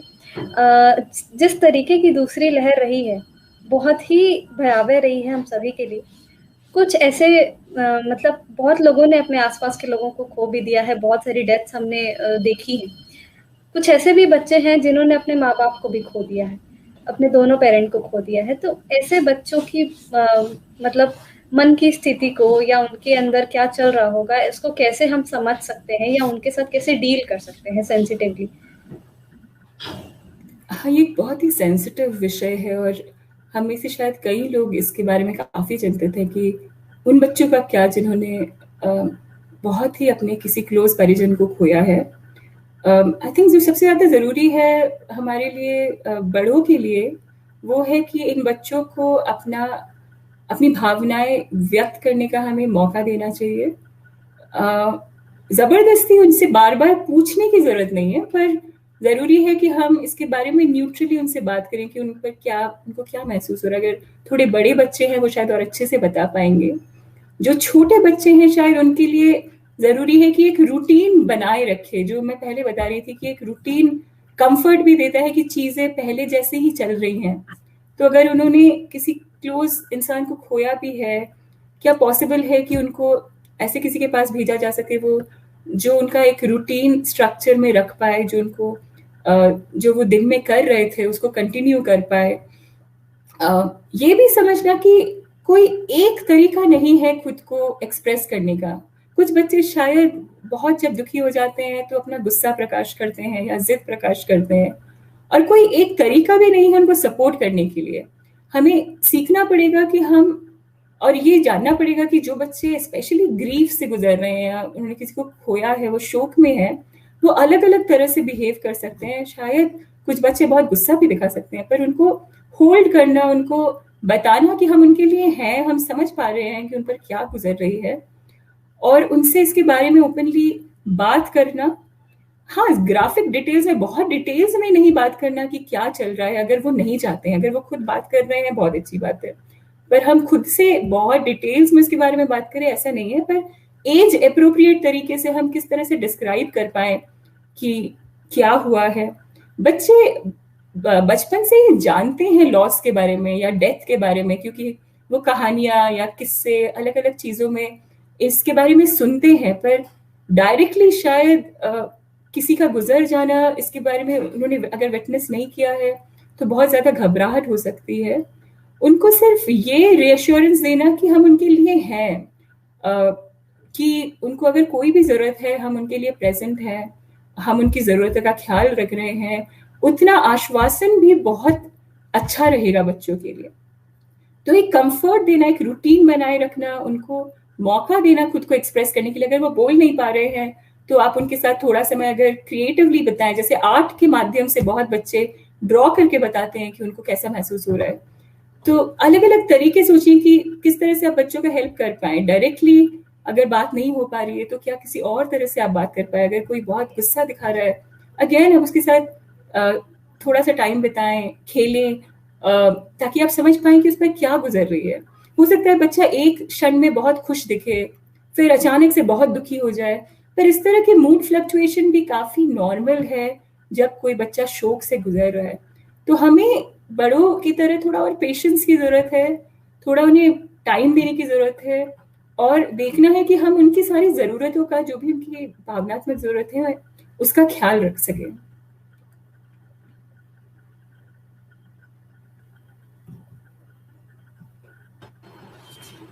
जी नंदिता जी, इसमें ये बहुत इम्पोर्टेंट बात है कि कैसे हमें सेंसिटिवली डील करने की ज़रूरत है उन बच्चों के साथ, और स्पेस देने की भी ज़रूरत है, ज़बरदस्ती उनके साथ बात करने की ज़रूरत नहीं है। वो कितना कंफर्ट है, एज अप्रोप्रिएट जो बात आप कह रही हैं कि उस तरीके से हमें डील करने की ज़रूरत है। तो आई होप कि ये मैसेज मतलब क्लियरली लोगों तक पहुँच गया है। बस अगर हम देखें कि थर्ड वेव का हम सुन रहे हैं, दूसरी लहर के बाद तीसरी लहर की भी बात हम सुन रहे हैं कि आने की संभावनाएं हैं, ऐसा बोला जा रहा है, और ये भी बोला गया है कि बच्चे बहुत ज़्यादा इफेक्ट हो सकते हैं इसमें। तो as a parent, as a teacher, एक चिंता तो बनती ही है कि हम कैसे मतलब उनको प्रोटेक्ट करके रख सकते हैं, या कैसे अपनी पॉजिटिविटी को बनाए रख सकते हैं, क्योंकि बहुत इतना ज़्यादा हम देख चुके हैं दूसरी लहर में कि एक नेगेटिव पर्सपेक्टिव बन गया है हमारा। तो तीसरी लहर को देख के हमें बहुत सोच के ही बहुत डर की भावना आती है मन में। तो इसको कैसे डील कर सकते हैं? हाँ, ये आई थिंक हम सभी के दिमाग में अभी यही चल रहा है कि अगर तीसरी लहर आएगी तो वो किस तरह की होगी और वो किस तरह से हमें अफेक्ट करेगी। और हम जैसे न्यूज़ में भी सुन रहे हैं कि तीसरी लहर शायद बच्चों पर काफ़ी भारी पड़ेगी। हमें क्लियरली मालूम तो नहीं है कि ये तीसरी लहर कब आएगी पर और किस तरह से अफेक्ट करेगी, क्या यह दूसरी लहर से ज़्यादा बुरी तरह से हमें अफेक्ट करे। पर कुछ चीज़ें हैं जो कि हम अपने दिमाग में रख सकते हैं। सबसे पहली बात है कि अगर हम लगातार सोचते रहें कि क्या होगा नेक्स्ट, अब इसका तो बहुत सारी पॉसिबिलिटीज हो सकती हैं और वो हमारे कंट्रोल में भी नहीं है, तो वो हमारी घबराहट को और ज़्यादा बढ़ाती है। उससे ज़्यादा इम्पोर्टेंट है हमें सोचना है कि अभी क्या कर सकते हैं हम, अभी हम क्या कर सकते हैं जिसकी वजह से तीसरी लहर उतनी भारी ना पड़े हम पर। तो जो कुछ सिंपल चीज़ें हैं, एक तो है कोविड प्रोटोकॉल फॉलो करना बहुत ज़्यादा ज़रूरी है कि हम खुद को सेफ रखें, मास्क पहने, सैनिटाइज करें, सतहों को सैनिटाइज करें, अगर हम बाहर से आ रहे हैं केयरफुल रहें कि हम अपने बच्चों से और बाकी परिवार वालों से कैसे मिल रहे हैं। वैक्सीनेशन लें, वो भी बहुत ज़्यादा इम्पॉर्टेंट है, जो कि हमें हेल्प करेगा कि थर्ड लहर उतनी ज़्यादा हम पर भारी ना पड़े। बच्चों को सिखाएं कि उनको कैसे खुद को सेफ रखना, या फिर मास्क पहनना कितनी ज़रूरी चीज़ है, या मास्क खोलना या पहनना बच्चों को क्लियरली दिखा के सिखाएं ताकि उनको समझ में आए कि सामने हाथ नहीं देना है या हाथ देने से क्या होगा। और फिर से मैं कहूँगी कि एज अप्रोप्रिएट तरीके हमें सोचने होंगे। अगर बहुत छोटे बच्चे हैं तो आप गाने के माध्यम से उन्हें 20 सेकंड तक हाथ धोना सिखा सकते हैं। आप उन्हें बता सकते हैं कि मास्क पहनना इतना ज़रूरी है। आप एक स्प्रे यूज़ कर सकते हैं दिखा के कि जब हम खांसते हैं, हम छींकते हैं तो वो कितनी दूर तक जा सकता है और वो किसी और को कैसे अफेक्ट कर सकता है। तो अलग अलग क्रिएटिव तरह से, एज अप्रोप्रिएट तरह से हमें बच्चों को वार्न करना है, उनको समझाना है कि उनके लिए भी कोविड प्रोटोकॉल फॉलो करना कितना ज़रूरी है, सोशल डिस्टेंस बनाए रखना कितना ज़रूरी है। और हम फिर से वही बात आ जाती है कि हम खुद रोल मॉडल हैं। अगर हम खुद नहीं करेंगे, बच्चे हमें देखकर यही समझेंगे कि हमें कैजुअली लेना है, हमें इसको इम्पोर्टेंट तरह से नहीं लेना है। पर अगर हम खुद इसके बारे में सीरियस हैं तो बच्चे भी समझेंगे कि ये बहुत ज़रूरी है कि वो प्रोटोकॉल फॉलो करें।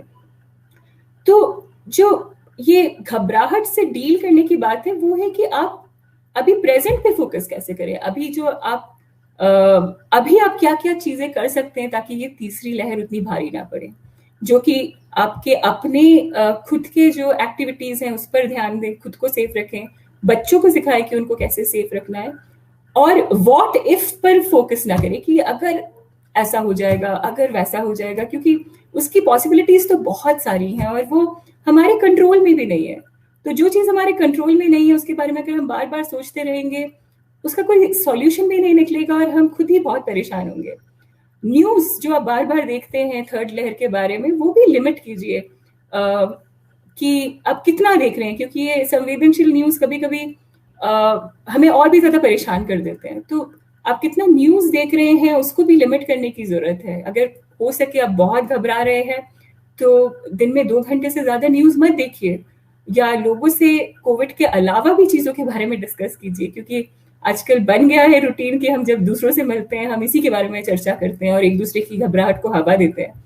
तो घबराहट इस चीज़ के अलावा और किस किस चीज़ों के बारे में हम डिस्कस कर सकते हैं वो भी बहुत इम्पोर्टेंट है।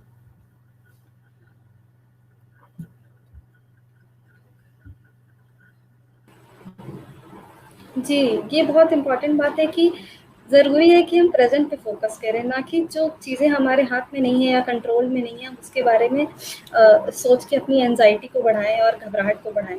तो ये बहुत इम्पोर्टेंट है कि इससे डील कैसे करना है, इसको कैसे समझना है कि अभी जो हो रहा है हम उसको कैसे और बेहतर कर सकते हैं, उस पे फ़ोकस करने की ज़रूरत है।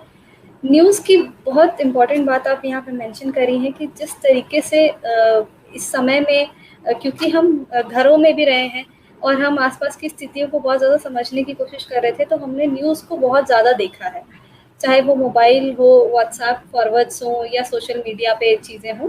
तो हर जगह हमें एक ही चीज़ नज़र आ रही थी कोविड से रिलेटेड, और दूसरी लहर में तो हम देख ही रहे थे कि किस तरीके की भयावह स्थिति हमें हर जगह देखने को मिलती है। तो इस तरह के समाचार देखने से भी कई बार बहुत मन में घबराहट बनती है, और समाचार के साथ साथ कई बार ऐसे मन को विचलित करने वाली चीज़ें भी लोग फॉरवर्ड कर देते हैं या आगे बढ़ा देते हैं, और कुछ फेक न्यूज़ भी इसमें शामिल हो जाती हैं। तो कैसे इन सबको समझा जाए कि कितना ज़रूरी है ये समझना कि जो ऑथेंटिसिटी है उस कंटेंट की, ये भी समझना बहुत ज़रूरी है कि हम फेक न्यूज़ को सोच के ही घबरा रहे हैं कई बार। तो बहुत इम्पोर्टेंट है, ये भी एक कंसर्न है कि कैसे इसमें सकारात्मकता जो है वो बनाए रखें।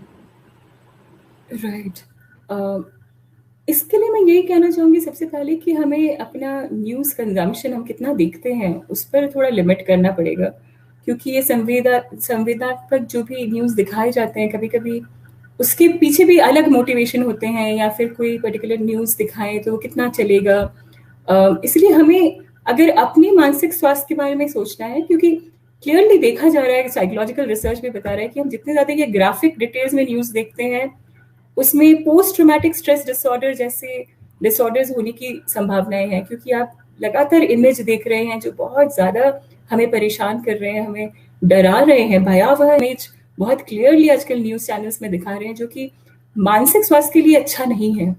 इसलिए सबसे पहले तो हमें अपना न्यूज़ कंजम्पशन लिमिट करना है कि अगर हमने सोचा है कि हम सोने से पहले न्यूज़ नहीं देखेंगे, या हम सुबह उठ के 1 घंटा खुद को अपडेट करेंगे पर उसके बाद हम सारा दिन न्यूज़ इस तरह की न्यूज़ नहीं देखेंगे, या फिर दूसरे पॉजिटिव न्यूज़ पर भी फोकस करेंगे। हमेशा नेगेटिव न्यूज़ क्यों देखें, हम ऐसी स्टोरीज को भी देखें जो कि रिकवरी के बारे में, जिसमें लोग ठीक हो रहे हैं, जिसमें लोग कोविड से फाइट करके बाहर आ रहे हैं या फिर एक दूसरे की मदद कर रहे हैं। तो हमें खुद अपने आप पर शायद मॉनिटर करने की जरूरत है, हम कितना घंटा कितना समय बिताते हैं इसके बारे में चर्चा करके, और बिना बात के इस चीज़ को हवा ना दें, क्योंकि ये शायद लॉन्ग टर्म में बहुत बुरा इफेक्ट कर सकता है हमारे ऊपर, जिसमें पोस्ट ट्रॉमेटिक स्ट्रेस डिसऑर्डर ऐसे भी सिम्टम्स हो सकते हैं। इसीलिए लिमिट करें, हम खुद तो लिमिट करें ही और दूसरों को भी फॉरवर्ड ना करें, क्योंकि बहुत बार होता है कि हमने कोई न्यूज़ देखा, हम इमीडिएटली किसी और को फॉरवर्ड कर देते हैं ताकि वो भी देखें, पर इससे हम खुद की एंग्जाइटी भी बढ़ा रहे हैं, सामने वाले की एंग्जाइटी को भी हवा दे रहे हैं। इसीलिए ज़रूरी है कि हम ये ना करें। पॉजिटिव न्यूज़ अगर पॉसिबल है तो शेयर करें, अपना ख्याल रखें। आई थिंक सेल्फ केयर, खुद का ख्याल रखना बहुत ज़रूरी हो गया है। हम पहले इसको टेकन फॉर ग्रांटेड लेते थे कि हम सारा दिन काम कर रहे हैं, आ रहे हैं, परिवार को देख रहे हैं, वापस जा रहे हैं, पर अभी हमें खुद एक्टिवली अपना सेल्फ केयर पे फोकस करना बहुत ज़रूरी है। आप कोशिश करिए कि आपका जो सोने का टाइम है वो फिक्स हो, एटलीस्ट आपको 6 से 7 घंटे आप अच्छे से सो पाएं। जितने बजे सोने जा रहे हैं और उठ रहे हैं, आपका रूटीन एक फिक्स रहे, क्योंकि वो रूटीन आपके हाथ में है, वो आपके कंट्रोल में है। एटलीस्ट ये छोटी सी चीज़ जो आपके कंट्रोल में है वो आपको महसूस कराएगी कि कुछ तो मेरे कंट्रोल में है। सब कुछ ऐसा नहीं है कि दुनिया में सब कुछ कंट्रोल के बाहर है। पौष्टिक आहार खाएं, ऐसी एक्टिविटीज़ करें जो आपको अच्छी लगती हैं, शायद घर में रह के वर्क फ्रॉम होम करके भी हम काफ़ी समय सेव भी कर रहे हैं, जो पहले ट्रैवल में चला जाता था या बाकी चीज़ों में चली जाती थी, उसको हम कैसे यूटिलाइज करें, ऐसा कुछ करें जो हमें अच्छा लगता है। लोगों से सोशलाइज करें, मतलब सामाजिक दूरी शायद सही टर्म नहीं है, क्योंकि ये शारीरिक दूरी होनी चाहिए। ये भावनात्मक दूरी हमें नहीं बनानी है लोगों से। तो और ये शायद महिलाओं के लिए और भी ज़्यादा ज़रूरी है, क्योंकि महिलाओं पर काफ़ी रिस्पॉन्सिबिलिटीज़ आ गई हैं। तो क्या वो अपनी सेल्फ केयर पर फोकस करें। और जैसा कि प्रियंका जी बोल रही थी कि ऑथेंटिसिटी या न्यूज़ जो हमें मिल रहे हैं वो फेक न्यूज़ हो सकते हैं, ये बहुत इंपॉर्टेंट है दिमाग में रखना कि कई तरह की न्यूज़ जो हैं वो ऑथेंटिक नहीं है। हम फॉरवर्ड करने से पहले चेक करें। फैक्ट चेकिंग साइट्स हैं आजकल, जहां आप डाल के चेक कर सकते हैं कि जो आपके पास न्यूज़ है वो सही सोर्स से आया है या नहीं आया है। स्पेशली जब न्यूज़ बहुत ज़्यादा स्ट्रॉन्ग इमोशंस को बाहर लाता है, तो थोड़ा केयरफुल हो जाइए कि ये सही है या नहीं। अगर आपको संदेह हो रहा है कि ये जो बता रहे हैं मुझे मालूम नहीं है कि ये सच है या नहीं, तो भी आप केयरफुल रहें, चेक करें कि वो एक ही इंसान ने शेयर किया है या कई लोगों ने शेयर किया है, किसने शेयर किया है। सोर्स बहुत इंपॉर्टेंट है कि ये न्यूज़ आया तो आया कहाँ से। इसमें अगर कोई वेगली कह रहा है कि इस डॉक्टर ने बोला, कौन डॉक्टर है, किसने ये सलाह दी है, फैक्ट्स जरूर चेक करें, सोर्स चेक करें कि ये न्यूज़ जो आ रहा है ये किसने, कौन से रिसर्च स्टडी ने बोला है या कौन से सर्वे ने बोला है। इससे किसका फायदा हो सकता है। क्या ये न्यूज़ हमें किसी के लिए नफरत बढ़ा रहा है, किसी पर्टिकुलर कम्युनिटी के लिए। ऐसे न्यूज़ से और भी ज़्यादा हमें केयरफुल रहना है। तो थोड़ा हमें और भी अलर्ट, कॉशियस रहने की बहुत ज़्यादा ज़रूरत हो गई है अभी इस टाइम पे।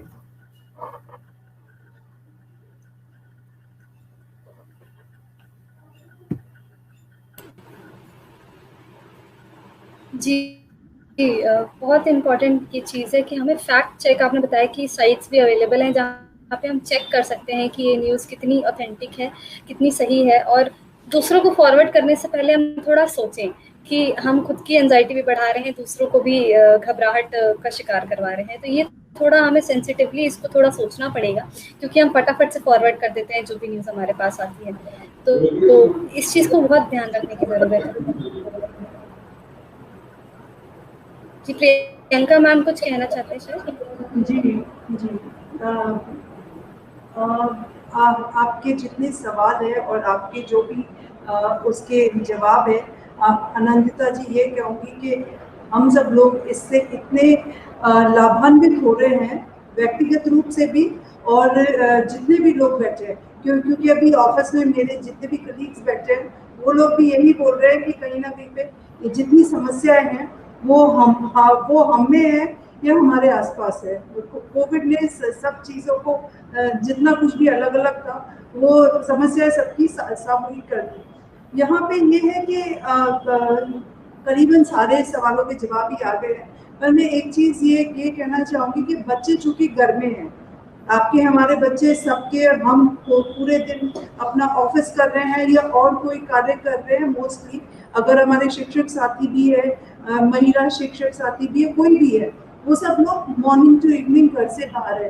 तो बच्चों के पास में अगर आपने क्योंकि ऑनलाइन स्टडी भी हो रही है, उनके हाथ में अगर इलेक्ट्रॉनिक गैजेट आ गया है तो उसमें हम उनको रोक नहीं सकते। हम वही शाम को जा रहे हैं और वही बच्चों को या तो कह रहे हैं कि मोबाइल बंद करो, और वो कहीं ना कहीं पे हम लोग ऑफिशियल वर्क भी उस पर कर रहे हैं, क्योंकि सुबह से शाम तक चलता है। तो स्केड्यूलिंग जो है बच्चों की एक सामान्य रूप से क्या होनी चाहिए, अगर बच्चों के पास में सुबह से शाम तक वो है, जैसे 4-5 घंटे उनकी क्लासेस चलेगी, तो क्योंकि हम लोग जहाँ पे बैठे हुए हैं, तो स्कूल का जो एक पूरा स्केड्यूलिंग होता है कि आपकी इतने घंटे ऑनलाइन क्लासेस होगी, तो हम उसको लेके कुछ बता भी सकते हैं, क्योंकि शिक्षा विभाग में ही है। तो हम मतलब इस तरह की कोई रूपरेखा हो जाए कि बच्चों को कब कब क्या करना चाहिए, तो हम जैसे आपसे आगे भी जुड़े रहेंगे। इस तरह का हम एक अगर इसका डॉक्यूमेंट तैयार कर पाए तो वो बहुत इम्पोर्टेंट है कि हम ये जाने कि वो जो बच्चा सुबह उठता है, उठते ही उसकी ऑनलाइन क्लास शुरू हो जाती है। और तो ये सवाल ये है कि क्या उसका बच्चे का सुबह से शाम तक का क्या उसका क्या टाइम टेबल, उसकी डाइट से लगा के क्या चीज़ें होना चाहिए जो कि सामान्य रूप से चाहे शहर में हो, चाहे गांव में हो, चाहे रिमोट एरिया कहाँ पे भी हो, वो बच्चों के लिए क्या एक सामान्य प्रक्रिया प्रतिदिन की होनी चाहिए। Thank you. थैंक यू इस प्रश्न के लिए प्रियंका जी, बहुत ही आपने ज़रूरी प्रश्न उठाया है और बहुत इम्पॉर्टेंट है ये सोचना कि रूटीन कैसे बनाएं, क्योंकि मैं कह रही हूँ रूटीन बनाना ज़रूरी है, पर रूटीन में क्या क्या चीज़ें हों जो सारे बच्चों को के लिए फ़ायदेमंद हो। आई थिंक एक चीज़ ध्यान में रखनी है कि एज अप्रोप्रिएट रूटीन बनाएं, क्योंकि अलग अलग एज के बच्चों के शायद रूटीन्स थोड़े से अलग अलग होंगे। बहुत छोटे बच्चे हैं तो आपको देखना पड़ेगा कि आप उनकी कितने घंटे ऑनलाइन क्लासेस चल रही हैं, उसके अलावा आप उनको और किस किस चीज़ों में एंगेज रख सकते हैं। कोशिश करिए कि दिन में एटलीस्ट 1 घंटा या 2 घंटा वो फिजिकल एक्टिविटी में बिजी रहें, एक्सरसाइज करें, चाहे वो योगा हुआ, चाहे वो दौड़ भाग हुई, चाहे वो ऐसा कुछ आप क्रिएट करें उनके लिए एक्टिविटी जिसमें उनको जंप मारना है या फिर उनको दौड़ के आगे जाना है, कोई ऑब्स्टिकल क्रॉस करना है, इस तरह का कुछ अगर आप बताएं उनको घर में भी, अगर अभिभावक ऐसा कुछ बना पाए कि घर में जहाँ भी है, आंगन में है, घर के अंदर है, थोड़ा सा वो दौड़ भाग कर पाए, खेल पाए। थोड़ा टाइम अगर स्पेशली टीनेजर बच्चे हैं या बड़े बच्चे हैं, वो अपने फ्रेंड्स के साथ बात करके बताएं। 1 घंटा ऐसा टाइम हो जब वो इंटरेक्ट कर पाए, अगर उनको वीडियो कॉल करना है फ्रेंड्स के साथ वो करें, पर ख्याल रखें कि वो किस पर स्क्रीन टाइम स्पेंड कर रहे हैं। और तरह के रूटीन्स जो आप डाल सकें कि जैसे कुछ चीज़ें तो फिक्स हैं कि कितने बजे वो नींद से उठते हैं, उसको फिक्स रखें। ऐसा ना हो कि एक दिन वो बहुत लेट तक सो रहे हैं, एक दिन उनको जल्दी उठना है, तो कोशिश करें कि रूटीन सोने का एटलीस्ट फिक्स्ड हो।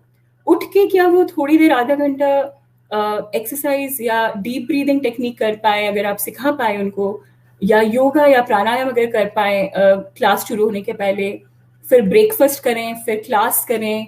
क्लास अगर खत्म हुआ, क्लास में इस टाइप का कोई अगर होमवर्क दिया जाए जो कि उनको स्क्रीन टाइम से ज़्यादा उनको बाकी चारों तरफ ढूंढ के कुछ करना है, अगर साइंस में है कि आपको नेचर ऑब्जर्व करना है या कोई चीज़ें लानी है जो आपके आसपास हैं, या फिर अगर आप बाकी लैंग्वेजेस में आप होमवर्क देते हैं जो कि है बाकी परिवार वालों से इंटरेक्ट करके कोई चीज़ समझना, इस तरह का कुछ रूटीन हो।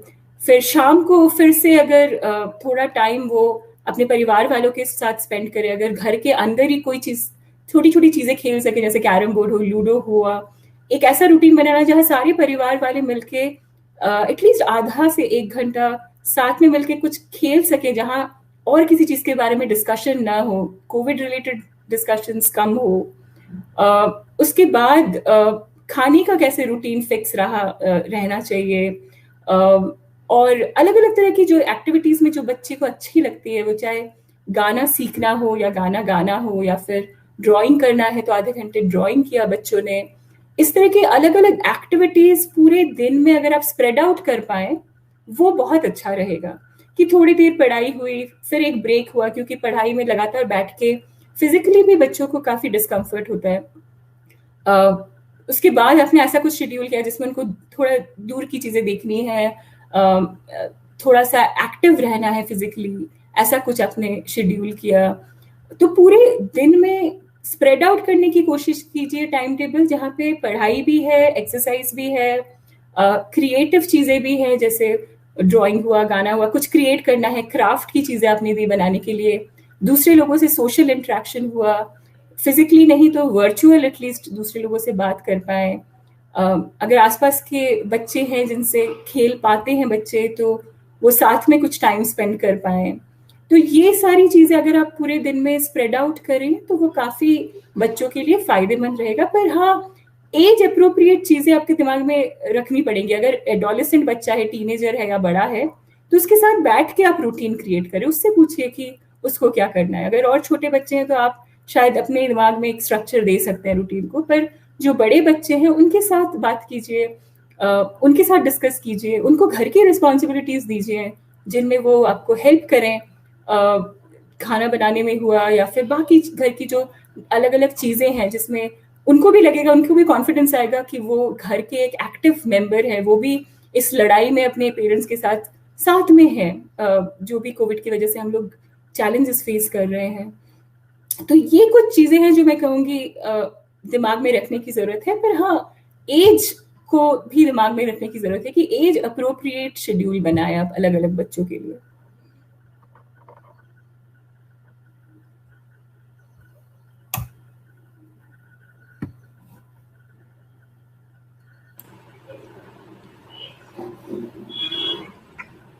जी, ये बहुत इम्पोर्टेंट डिस्कशन यहाँ पे होना बहुत ज़रूरी था, क्योंकि आपने बताया कि रूटीन बनाना ज़रूरी है, इस बारे में बात हो रही है, लेकिन रूटीन में क्या क्या चीज़ें कर सकते हैं जो कि हर एक बच्चे के लिए हो, चाहे वो रूरल हो चाहे अर्बन एरिया में हो, बहुत इम्पॉर्टेंट है। तो इससे अब मैं थोड़ा आगे बढ़ती हूँ और इस बच्चों के इर्द गिर्द और भी सवाल हमारे पास आए हैं चैट बॉक्स में, हम उसको इस डिस्कशन के अंत में भी रखना चाहेंगे, और मैं साथियों से रिक्वेस्ट भी करूँगी कि आपके जो भी सवाल है वो आप चैट बॉक्स में लिखते रहिएगा। तो अगला जो कंसर्न एक जो इम्पोर्टेंट ये आ रहा था कि हम देख रहे हैं किस तरीके की स्थिति रही है। तो कुछ लोग घरों से अकेले दूर भी रह रहे हैं, है ना, किसी के परिवार लोगों के अलग हैं और काम के सिलसिले में लोग अकेले रह रहे हैं। तो ऐसी स्थिति में कई बार फैमिली मेंबर्स पॉजिटिव हैं तो हम चिंता में है कि क्योंकि हम जा नहीं सकते थे, कंप्लीट लॉकडाउन है, या हम पॉजिटिव हो गए हैं तो वो हमारी चिंता कर रहे हैं कि हम मैनेज कैसे करेंगे, है ना। तो इस तरीके की बहुत सारी चीज़ें उस दौरान सेकेंड वेव में हम सब ने एक्सपीरियंस की हैं। तो और ये भी एक सेइंग है ना कि जब तक हमारा फिजिकल हेल्थ नहीं सही होगा तो हम मेंटली कैसे फिट रह सकते हैं, क्योंकि नेगेटिव होने के बाद भी हम देख रहे थे ना कि पोस्ट कोविड सिम्टम्स काफ़ी लंबे समय तक चले हैं लोगों को, और कई बार हम फिजिकल चीज़ों में ज़्यादा इन्वॉल्व नहीं हो पाए, जैसे एक्सरसाइज वगैरह, या जो डांस करते हैं उनके लिए ये रेस्ट्रिक्शन हो गया था कि कुछ समय तक आप ये नहीं कर सकते। तो ये कहीं ना कहीं ये लगता है कि कहीं ये हमारी बॉडी को इस तरीके से इम्पैक्ट तो नहीं करेगा, कुछ चीज़ें ऐसी हैं जो हम नॉर्मल ले पाएंगे या कर पाएंगे, पहले जैसे हो पाएंगे, इस तरीके की कई चिंताएं जो हैं वो रहती हैं। तो और अब ये बात आ रही है कि तीसरी लहर भी आने वाली है, तो एज अ सोशल सोसाइटी में रिस्पॉन्सिबल पर्सन क्या रिस्पॉन्सिबिलिटी है हमारी कि हम अपनी मानसिक जो स्थिति है उसको स्टेबल रख सकें और थर्ड वेव से आसानी से डील कर सके, मतलब मेंटल तरीके से। तो ये एक कंसर्न था। राइट प्रियंका, ये आई थिंक जो हमें समझने की ज़रूरत है वो ये भी है कि इन सारी जो भावनाएं हैं, चाहे वो घबराहट हुई, ग्लानि हुआ, अपराध बोध हुआ, आई थिंक ये इस अलग अलग तरह की भावनाओं का हम सामना कर रहे हैं कोविड में, क्योंकि कई लोगों को लगता है कि उनकी वजह से शायद कोई इन्फेक्टेड है, या फिर वो अपने परिवार के साथ टाइम नहीं बिता पा रहे हैं क्योंकि वो किसी अलग जगह पे हैं। तो हमें ये समझना है कि इन सभी भावनाओं का अपना एक पर्पस है, वो भावनाएं ज़रूरी हैं। जैसे एंग्जाइटी हुआ, घबराहट इसलिए ज़रूरी है क्योंकि वो हमें सतर्क रहने में हेल्प करती है, वो हमें क्लियरली ये बताती है कि हमें कैसे खुद को प्रिपेयर करना है किसी सिचुएशन से डील करने के लिए। ग्लानि हुई, जो गिल्ट फीलिंग है, वो भी ज़रूरी है क्योंकि वो हमें बताता है कि हम किस बारे में हम केयर करते हैं। अगर हम अपने परिवार के वालों के बारे में केयर कर रहे हैं तब ग्लानि की भावना ज़्यादा है, या फिर अगर हमें लग रहा है कि हमारे पास बहुत कुछ है, आसपास के लोगों के पास चीज़ें नहीं हैं, वो देख के अगर हम गिल्टी फील कर रहे हैं, वो भी दिखा रहा है कि हम सोशल सिचुएशंस के प्रति जागरूक हैं। तो हर भावना का एक पर्पस है और वो समझना इम्पॉर्टेंट है। सबसे पहली बात तो वो है। दूसरा है कि हमें अपने प्रति सहानुभूतिशीलता और भी ज़्यादा बढ़ानी होगी। हम शायद कभी-कभी खुद को टेकन फॉर ग्रांटेड ले लेते हैं, और इस तरह की महामारी में जहाँ हम सब इतनी तरह की चीज़ों से गुजर रहे हैं, ये स्वाभाविक है कि हम शायद खुद अपने से जो आशाएं रखते हैं उस पर खरे नहीं उतर रहे हैं। पर हमें अपने प्रति सहानुभूतिशील होने की भी ज़रूरत है, स्पेशली जब हम बीमार हैं, जब हमें मालूम है कि हम बहुत कुछ नहीं कर पा रहे हैं, तो हमें खुद के प्रति जेंटल होना है। और इमेजिन कीजिए अगर आप खुद अपने फ्रेंड हैं, तो आप क्या सलाह देंगे जो अपने फ्रेंड को जो कि बीमारी से गुजर रहा है, उसको आप यही कहेंगे कि उसको अपना ख्याल रखना है, उसको अपने प्रति जेंटल होना है, केयरफुल होना है, और खुद को आइसोलेट नहीं करना है।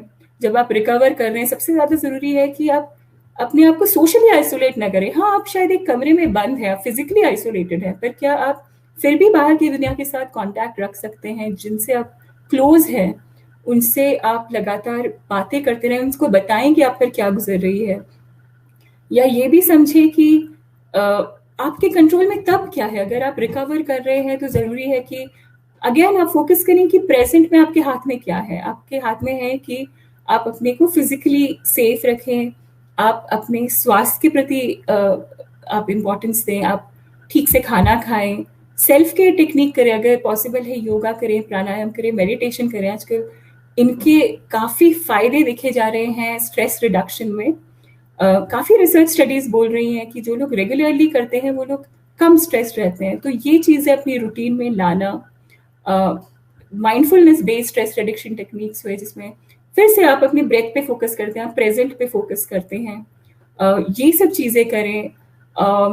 और अगर आपको बहुत चिंता हो रही है अपने परिवार वालों के लिए, तो क्या आप एक लिस्ट बनाएं कि कौन कौन सी चिंताएं रियलिस्टिक हैं। कुछ चिंताएं हैं जिसमें आप कंट्रोल ही नहीं कर सकते हैं, वो आपके बिल्कुल हाथ के बाहर है, जैसे सिचुएशन कैसे चेंज होगा इसको हम प्रेडिक्ट नहीं कर सकते।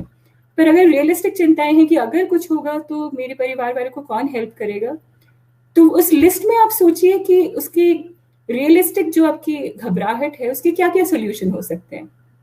परफेक्ट सोल्यूशन की जरूरत नहीं है, पर आप क्या किसी और परिवार वाला जो आपके परिवार के पास रहता है, एक्सटेंडेड फैमिली है, या आपके पड़ोसी हैं जो आपके परिवार को हेल्प कर सकते हैं, उनसे बात कर सकते हैं। तो आपकी क्या घबराहट है उसको रियलिस्टिकली लिखें और सोचें कि उसके बारे में सॉल्यूशंस क्या हो सकते हैं। वो भी आपको एक सेंस ऑफ कंट्रोल देगा।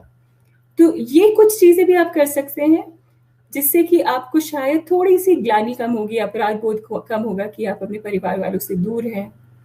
अगर आपको गिल्टी फील हो रहा है कि आपके पास चीजें हैं बाहर वालों के पास नहीं है, या फिर आप ऐसी लाइफ में हैं जहां आप सब कुछ कर पा रहे हैं, तो उस गिल्ट को भी, जैसे मैं कह रही थी, इंपॉर्टेंट है वो गिल्ट, पर उसको चैनलाइज करना है। क्या आप दूसरों की मदद करना चाहेंगे? अगर आपको लगता है कि आप बेहतर स्थिति में हैं, क्या आप दूसरों के लिए छोटी छोटी चीजों में मदद कर सकते हैं? अगर किसी और को कोविड है, उसको किसी राशन की जरूरत है जो आप बाहर उसके घर के बाहर दे सकते हैं, डिलीवर कर सकते हैं। छोटी छोटी चीजें करें जिससे आपको आप वॉलंटियर कर पाए जिसके प्रति आपको गिल्ट फीलिंग हो रही है। तो आई थिंक प्रियंका, मैंने सब चीजों का बहुत मिक्स्ड आंसर दिया है, पर होपफुली लोगों को अपने प्रश्न का जवाब मिला है इसमें। हाँ, नहीं, बिल्कुल आपने ठीक बात बोली। और जो गिल्ट फीलिंग की आप बात कह रहे हैं वो भी बहुत इम्पोर्टेंट चीज़ आपने एड्रेस की कि कितनी इम्पोर्टेंट है और लोग कितने इम्पोर्टेंट हैं हमारे लिए, इस चीज़ को भी वो दर्शाती है। पर कई बार ये भी एक सवाल ये भी आ रहा था कि जैसे कि आपने बोला कि हमें लगता है कि हम शायद बेहतर स्थिति में हैं, जो लोग ज़्यादा स्ट्रगल फेस कर रहे हैं इस स्थिति में। तो एक तो ये चीज़ें लगती हैं, और जैसे कुछ समय बीत गया है, हमारे घर में कोई दुर्घटना या हमारे आसपास कोई दुर्घटना घटी है, कुछ समय बीत गया है, हम कोशिश करते हैं कि अब हमें उससे थोड़ा आगे बढ़ने की ज़रूरत है ना, उस चीज़ को, क्योंकि अब हम कंट्रोल नहीं कर सकते तो उससे आगे बढ़ने की ज़रूरत है। लेकिन कई बार जब हम खुश रहने की भी कोशिश करते हैं कॉन्शियसली, लेकिन वो जो गिल्ट फीलिंग है वो हमारे मन में, वो हमको वो चीज़ करने के लिए अलाउ नहीं करती। कई बार ऐसा लगता है कि नहीं, ये तो हमें नहीं करना चाहिए, हमारे साथ तो ऐसा हुआ है, या दूसरे लोग इतनी प्रॉब्लम्स में है तो हम इतने खुश कैसे रह सकते हैं। तो और कई बार अनकॉन्शियसली ये चीज़ें सोचते सोचते हमें सपने में भी बहुत सारी चीज़ें नज़र आने लगती हैं। तो ये जो चीज़ें हमें बहुत डिस्टर्ब करती हैं, ना चाहते हुए भी डिस्टर्ब करती हैं, तो कैसे इससे डील कर सकते हैं? आई थिंक इसके लिए ज़रूरी है कि हम सोचें कि गिल्ट क्यों हो रहा है, किस वजह से ये भावना हमारे दिमाग में आ रही है, और हम क्या वैल्यू करते हैं जिसकी वजह से हम गिल्टी फील कर रहे हैं। हो सकता है हम गिल्टी इसलिए फील करें क्योंकि हम वैल्यू करते हैं कि दूसरे लोगों को भी वही चीज़ें मिलनी चाहिए जो हमारे पास है, जो उनके पास नहीं है। तो हम रेस्पेक्ट कर रहे हैं कि और हम सेंसिटिव भी हैं कि उनके साथ क्या गुजर रही है उसके बारे में। गिल्ट शायद इसलिए भी है क्योंकि हम कभी कभी समझते हैं कि हम कुछ भी नहीं कर पा रहे हैं और इतना सब कुछ हमारे आसपास चल रहा है। तो उसका एक जिसे कहते हैं एक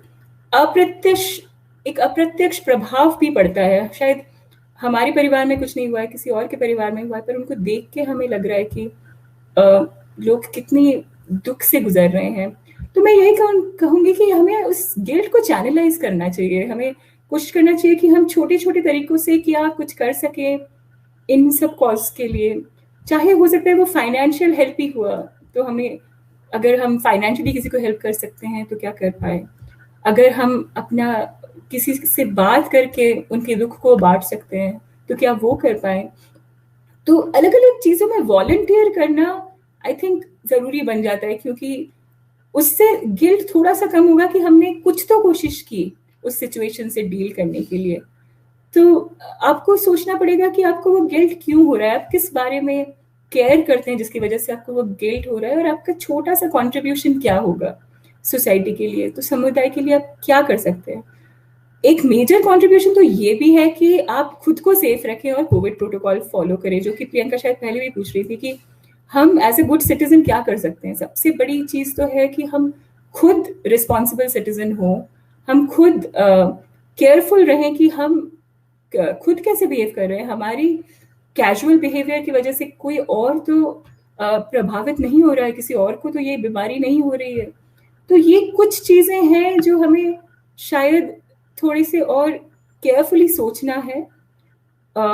और बाकी कुछ कुछ रिस्पॉन्सिबल चीजें सिंपल सी हो सकती है कि हम फेक न्यूज नहीं स्प्रेड करेंगे, या फिर जिस व्हाट्सएप मैसेज का हमें ऑथेंटिसिटी नहीं मालूम है हम उसको नहीं शेयर करेंगे, या फिर हम दूसरों के बारे में इस तरह से चर्चा नहीं करेंगे ताकि उनको बुरा लगे। तो ये छोटी छोटी चीजें हैं जो शायद हमारे ये जो ग्लानि हम फील करते हैं उसको थोड़ा कम करने में मदद रहे। पर अगर आप खुद को सेफ रख रहे हैं, अपने परिवार को सेफ कर रहे हैं, आई थिंक वो भी बहुत बड़ी चीज है। आप कुछ तो कर रहे हैं फिर पूरे समुदाय के लिए।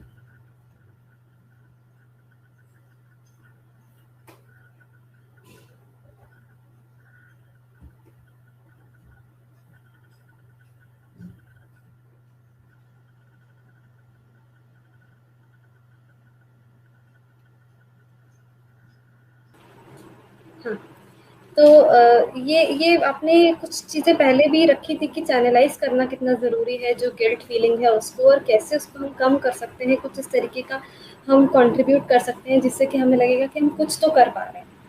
तो जो आप भी एक महत्वपूर्ण बात कह रही हैं, और कुछ साथियों ने ये प्रश्न उठाया भी है कि कोविड प्रोटोकॉल्स को बहुत ज़रूरी है कि हम फॉलो करें। एज अ रिस्पॉन्सिबल पर्सन हमारी क्या जिम्मेदारी बनती है। लेकिन हम सब जानते हैं कि मास्क की इम्पोर्टेंस कितनी ज़्यादा है इस दौरान, इस पूरे पीरियड में, लास्ट ईयर से ही। और लेकिन जिस तरीके की अनलॉक की स्थिति चालू हुई है, तो हम देख रहे हैं कि बहुत से लापरवाही भी लोगों ने करनी शुरू कर दी है। गैदरिंग्स में हम कई बार देखते हैं कि लोग अवॉइड करने लगे हैं मास्क को लगाना, थोड़ा सा एक लाइटली लेने लगे हैं उस चीज़ को। तो कई बार हम ये भी देखते हैं, लाइक मेरा खुद का पर्सनल एक्सपीरियंस भी रहा है कि मैं मतलब एक दो बार मेरा किसी से मतलब समझाने भी हम लगते हैं कि भाई आप मास्क लगा लीजिए, आप मास्क लगा लीजिए, आपके लिए भी ज़रूरी है, हमारे लिए भी ज़रूरी है। लेकिन कई बार ये चीज़ें लोग समझ नहीं रहे हैं। उनको लगता है कि हम थोड़े ज़्यादा ही कॉन्शियस हो गए हैं, हम कुछ ज़्यादा ही प्रिकॉशंस लेने लगे, या हम ज़्यादा ही डरते हैं, ऐसा लगता है लोगों को। तो कई बार ये भी चिंता होती है कि उनकी लापरवाही की वजह से वो खुद को तो प्रॉब्लम में डाल ही रहे हैं, दूसरे लोगों को भी डाल रहे हैं। तो ये एक चिंता मतलब सबके मन में रहती है। इससे कैसे हम निकल सकते हैं, क्योंकि कहीं ना कहीं शायद ये कंट्रोल में है, नहीं भी है, पता नहीं, कह नहीं सकती, क्योंकि हम तो अपनी कोशिश करते हैं कि उनको समझाएं, लेकिन ये चीज़ें शायद लोग समझ नहीं पाते कई बार। राइट, प्रियंका बहुत सही बात कही आपने कि हम शायद खुद कर लें प्रोटोकॉल्स फॉलो, पर अगर सामने वाला ना करे तो क्या करे फिर। मेरे ख्याल से उसमें भी आप जो कर सकते हैं, और जो आपने ऑलरेडी थोड़ा सा आंसर उसमें दे ही दिया है, कि आप एक्टिवली सामने वाले को समझा सकते हैं, देख सकते हैं कि उसको किससे फर्क पड़ेगा। अगर सामने वाला अपने बच्चों के लिए चिंतित है, या सामने वाले की सॉफ्ट स्पॉट क्या है, वो किस चीज से आप समझाएंगे तो वो समझेगा कि ये कितनी जरूरी चीज है। या फिर उसको एग्जाम्पल देना कि जिन लोगों ने कोविड प्रोटोकॉल फॉलो नहीं किया है उनके साथ क्या हुआ है, ये बताना जरूरी है। पर वो भी आप एक हद तक ही कर सकते हैं। एक पॉइंट के बाद सामने वाले को आप सारी इंफॉर्मेशन तो दे सकते हैं, पर वो फॉलो करेगा या नहीं ये आपके हाथ में नहीं है। शायद आप बहुत ज़बरदस्ती भी नहीं कर सकते कि सामने वाला प्रोटोकॉल फॉलो करे, पर आप ये कर सकते हैं कि उसको सेंसिटाइज करें, उसको अवेयर करें, अपने बच्चों को सिखाएं। आप शिक्षा के तौर पर इतने सारे बच्चों को सिखा सकते हैं कि ये क्यों ज़रूरी है, और होपफुली वो अपने पेरेंट्स को सिखाएंगे तो एक चेन क्रिएट होगा अवेयरनेस का। पर अगर फिर भी कोई फॉलो नहीं करता तो यही हम कर सकते हैं कि हम खुद को सेफ रखें, हम खुद उनसे डिस्टेंस मेंटेन करें, हम खुद मास्क पहने, या जहाँ डबल मास्क पहनने की ज़रूरत है वहाँ डबल मास्क पहने, हम खुद सोशल डिस्टेंस मेंटेन करें, हम खुद अपने हाथ सैनिटाइज करें, और ऐसे लोगों से दूरी रखें जो बिल्कुल नहीं मानना चाहते हैं इस बारे में। उस इंसान को भी ये बहुत क्लियरली मैसेज जाएगा जब वो देखेगा कि आसपास के 10 लोगों में से 8 लोग मान रहे हैं और 2 लोग नहीं मान रहे हैं, तो होपफुली वो बाकी को जब देखेंगे रेगुलरली फॉलो कर रहे हैं प्रोटोकॉल्स, उनको भी लगेगा कि उनको प्रोटोकॉल फॉलो करना चाहिए। और अगर आप उनको समझा कर बोले, उनको अपना कंसर्न दिखाए, अगर हम अक्यूज करेंगे किसी को, प्रॉब्लम हो जाता है बहुत बार हम अक्यूज करते हैं और कहते हैं आपने ऐसा नहीं किया, फिर वो कॉन्वर्जेशन बहुत बार हेल्प नहीं करता। अगर हम उन्हें अपना कंसर्न दिखाएं, अक्यूज ना करें कि आपकी वजह से हमें बीमारी हो जाएगी, पर ये बताएं कि आप ये जो कर रहे हैं इसकी वजह से आप समझ रहे हैं कि आप खुद को भी मुश्किल में डालेंगे, आसपास के लोगों को भी मुश्किल में डालेंगे, तो उनको सच्चाई का सामना करवाना, कंसर्न दिखाना। अक्यूज करेंगे तो वो डिफेंसिव हो जाएंगे, तो अक्यूज ना करके उनको कंसर्न्ड होके बताना, आप उतना ही कर सकते हैं। उसके बाद सामने वाले को डिसाइड करना है कि वो क्या चाहते हैं, क्या वो चाहते हैं कि उनको बीमारी हो या उनकी वजह से दूसरों को बीमारी हो, फिर उनकी प्रॉब्लम है। पर आप खुद को सेफ रखें, खुद डिस्टेंस बनाए रखें अगर आपको लगता है कि सामने वाला बिल्कुल भी नहीं इस बात को सुन रहा है या फॉलो कर रहा है। जी बिल्कुल। इसके आगे कुछ सवाल और रह गए हैं और कुछ शिक्षक साथी और भी सवाल चैट बॉक्स में पूछ रहे हैं, तो मैं क्योंकि 12:30 हो गए हैं तो मैं परमिशन लेना चाहूँगी आप लोग से कि अगर आपको मतलब कुछ समय और आप दे सकें इन सवालों का जवाब देने के लिए। प्रियंका मैम से भी चाहूँगी कि अगर उनकी इजाज़त हो तो इसको हम थोड़ा आगे बढ़ा सकते हैं क्या?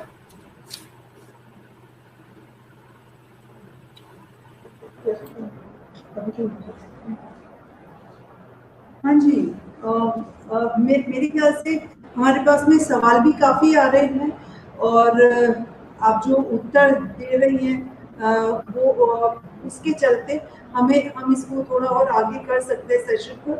यहाँ पे मैं थोड़ा सा बताना चाहूँगी, चूँकि बहुत सारे लोग जुड़े हुए हैं और एक ये जो कोविड-19 महामारी के चलते स्कूल कॉलेज के विद्यार्थियों का जो मानसिक स्वास्थ्य है वो उनकी जो समस्याएं हैं उसको उससे डील करने के लिए जो शिक्षा मंत्रालय भारत सरकार उन्होंने यहाँ पे एक अभियान की शुरुआत की थी, MOE द्वारा की गई है। उस अभियान में उस अभियान को पिछले साल 22 जुलाई को लॉन्च किया गया था और इस अभियान के अंतर्गत कोई भी अभिभावक या कोई भी स्टूडेंट्स स्कूल कॉलेज के बच्चे वहाँ पे हेल्पलाइन पे संपर्क कर सकते हैं। ये हम इसके बाद में भी आपको बता देंगे क्योंकि ये जानकारी सभी के लिए है।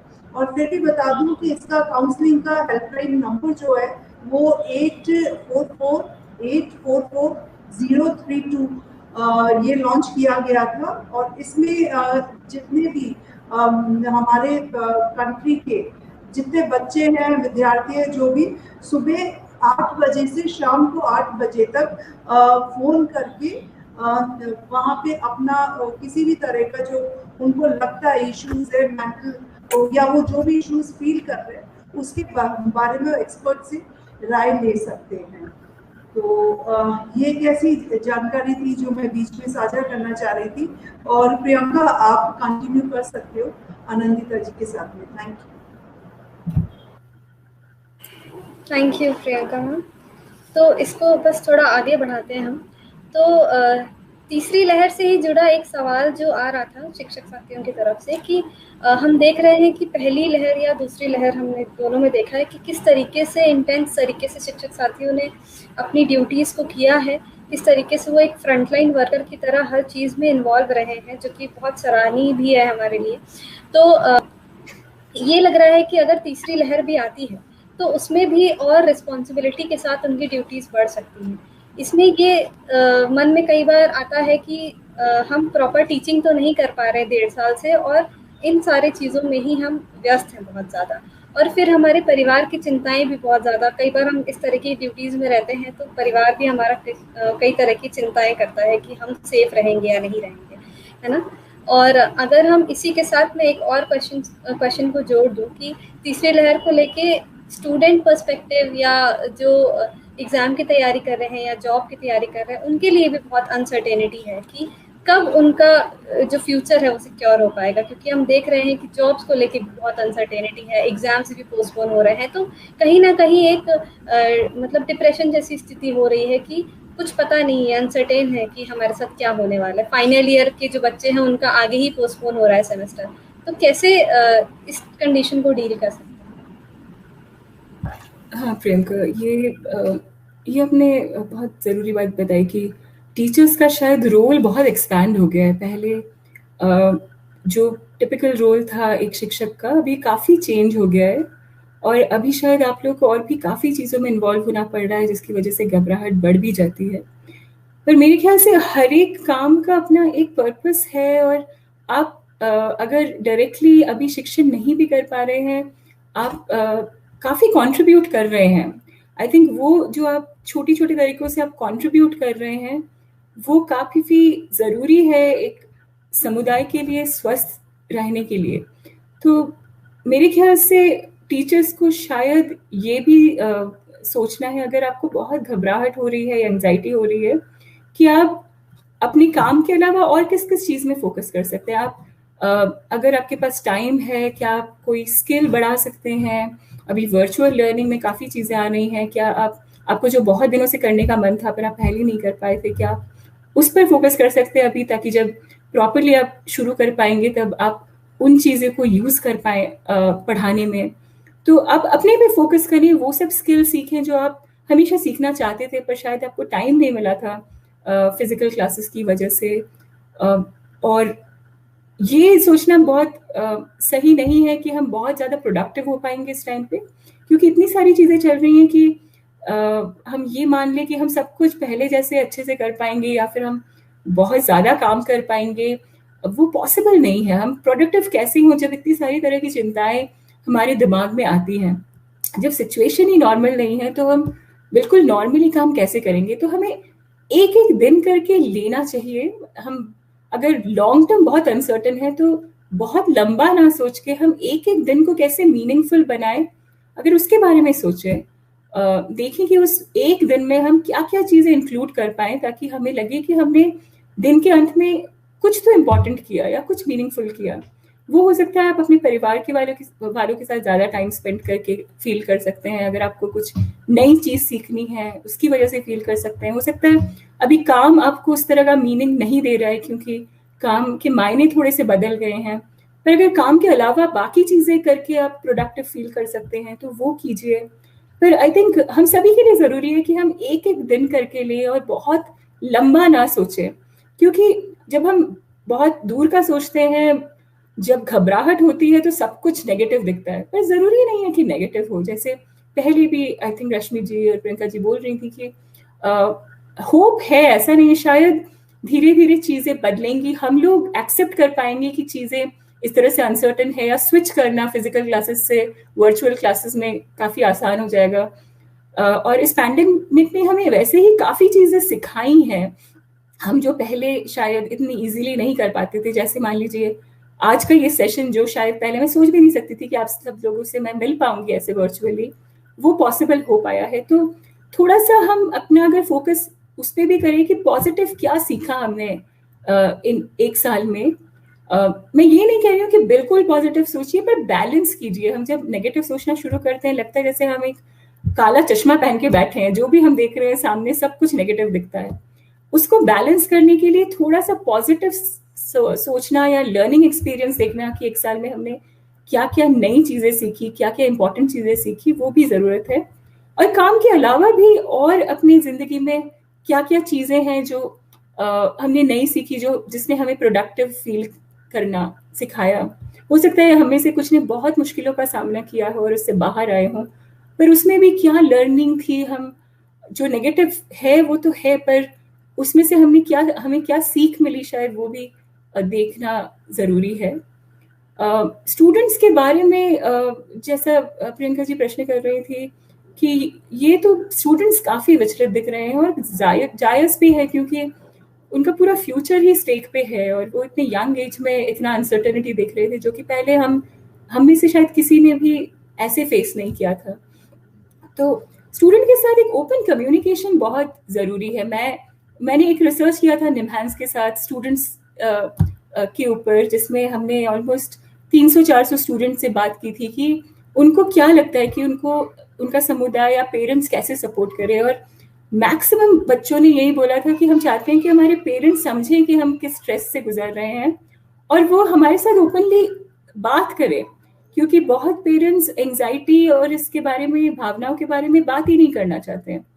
तो आई थिंक एक ट्रांसपेरेंट कम्युनिकेशन की ज़रूरत है, और स्टूडेंट्स को भी ये बताना कि रियलिस्टिक वरी कौन से हैं और उसके प्रॉब्लम्स अगर साथ में बैठ के हम डिस्कस कर पाएँ कि जो वो सोच रहे हैं, जो उनकी घबराहट है, उसके प्रॉब्लम को सॉल्व करने के क्या क्या तरीके, वो क्या क्या स्टेप ले सकते हैं। मान लीजिए एग्जाम्स अभी अनसर्टन है, तो अभी वो इस दौरान क्या सीख सकते हैं, कुछ नया कर सकते हैं, उनको क्या करने का मन है, ये सोचने के बजाय कि पता नहीं क्या होगा अगर एग्जाम्स नहीं हुए तो मैं क्या करूँगा। उसके अलावा फिर से प्रेजेंट में फोकस करना और ये सोचना कि अभी मैं क्या क्या कर सकता हूँ उस रियलिस्टिक चिंता के लिए, और जो चिंता रियलिस्टिक नहीं है उसको एक्सेप्ट करना कि सिचुएशन शायद अनसर्टन होगी, पर ये मेरे कंट्रोल में नहीं है, इसके बारे में सोच के ज़्यादा टाइम स्पेंड करके भी बहुत फ़ायदा होगा नहीं। तो इंटेंशनली फोकस करना कि मैं अभी इस बारे में क्या करूँ, अभी मुझे क्या पढ़ाई करनी चाहिए, या पढ़ाई के अलावा और क्या चीज़ें हैं जो मैं सीख सकता हूँ इस टाइम पे। अगर मेरे पास काफ़ी टाइम है, पढ़ाई भी ख़त्म हो चुकी है, अभी एक गैप है दूसरा कुछ करने के पहले, तो मैं उसको यूटिलाइज कैसे करूँ, कोई नया तरीका, कोई नया स्किल सीख सकता हूँ जिससे कि मैं अपने आप को जॉब के लिए प्रिपेयर कर पाऊँ।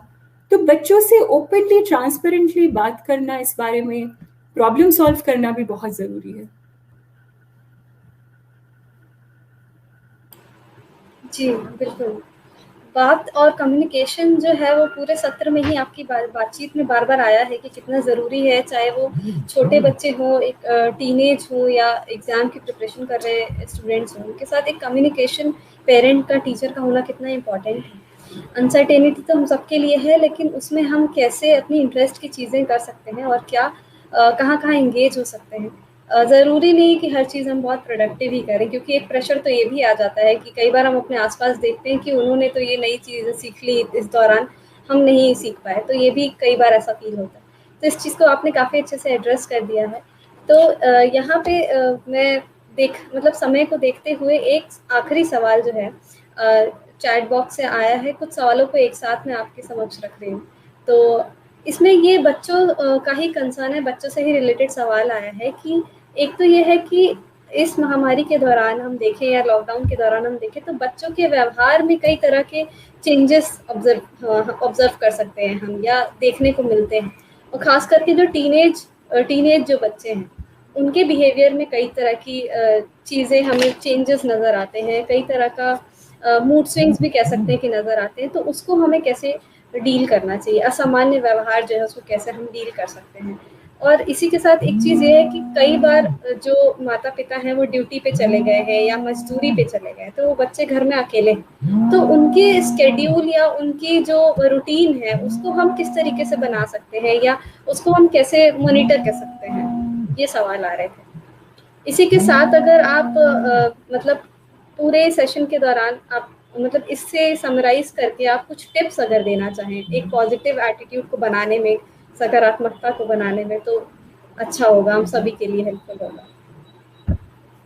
Thanks Priyanka. I think teenage और भी ज़्यादा इम्पॉर्टेंट है, क्योंकि वो एक पर्टिकुलर एज है जहाँ बच्चे काफ़ी नए इमोशंस का सामना करते हैं, फिजिकली, मेंटली काफ़ी चेंजेस उनके शरीर में आते हैं, जिसकी वजह से उनकी सोचने का तरीका, उनका दूसरों के प्रति जो रिलेशन है वो भी काफ़ी बदलता रहता है। इसीलिए शायद पेरेंट्स या टीचर्स देखेंगे कि उस पर्टिकुलर एज के बच्चे थोड़े से रेबेलियस हो जाते हैं, जो आप बोलेंगे वो नहीं करना चाहेंगे बहुत बार।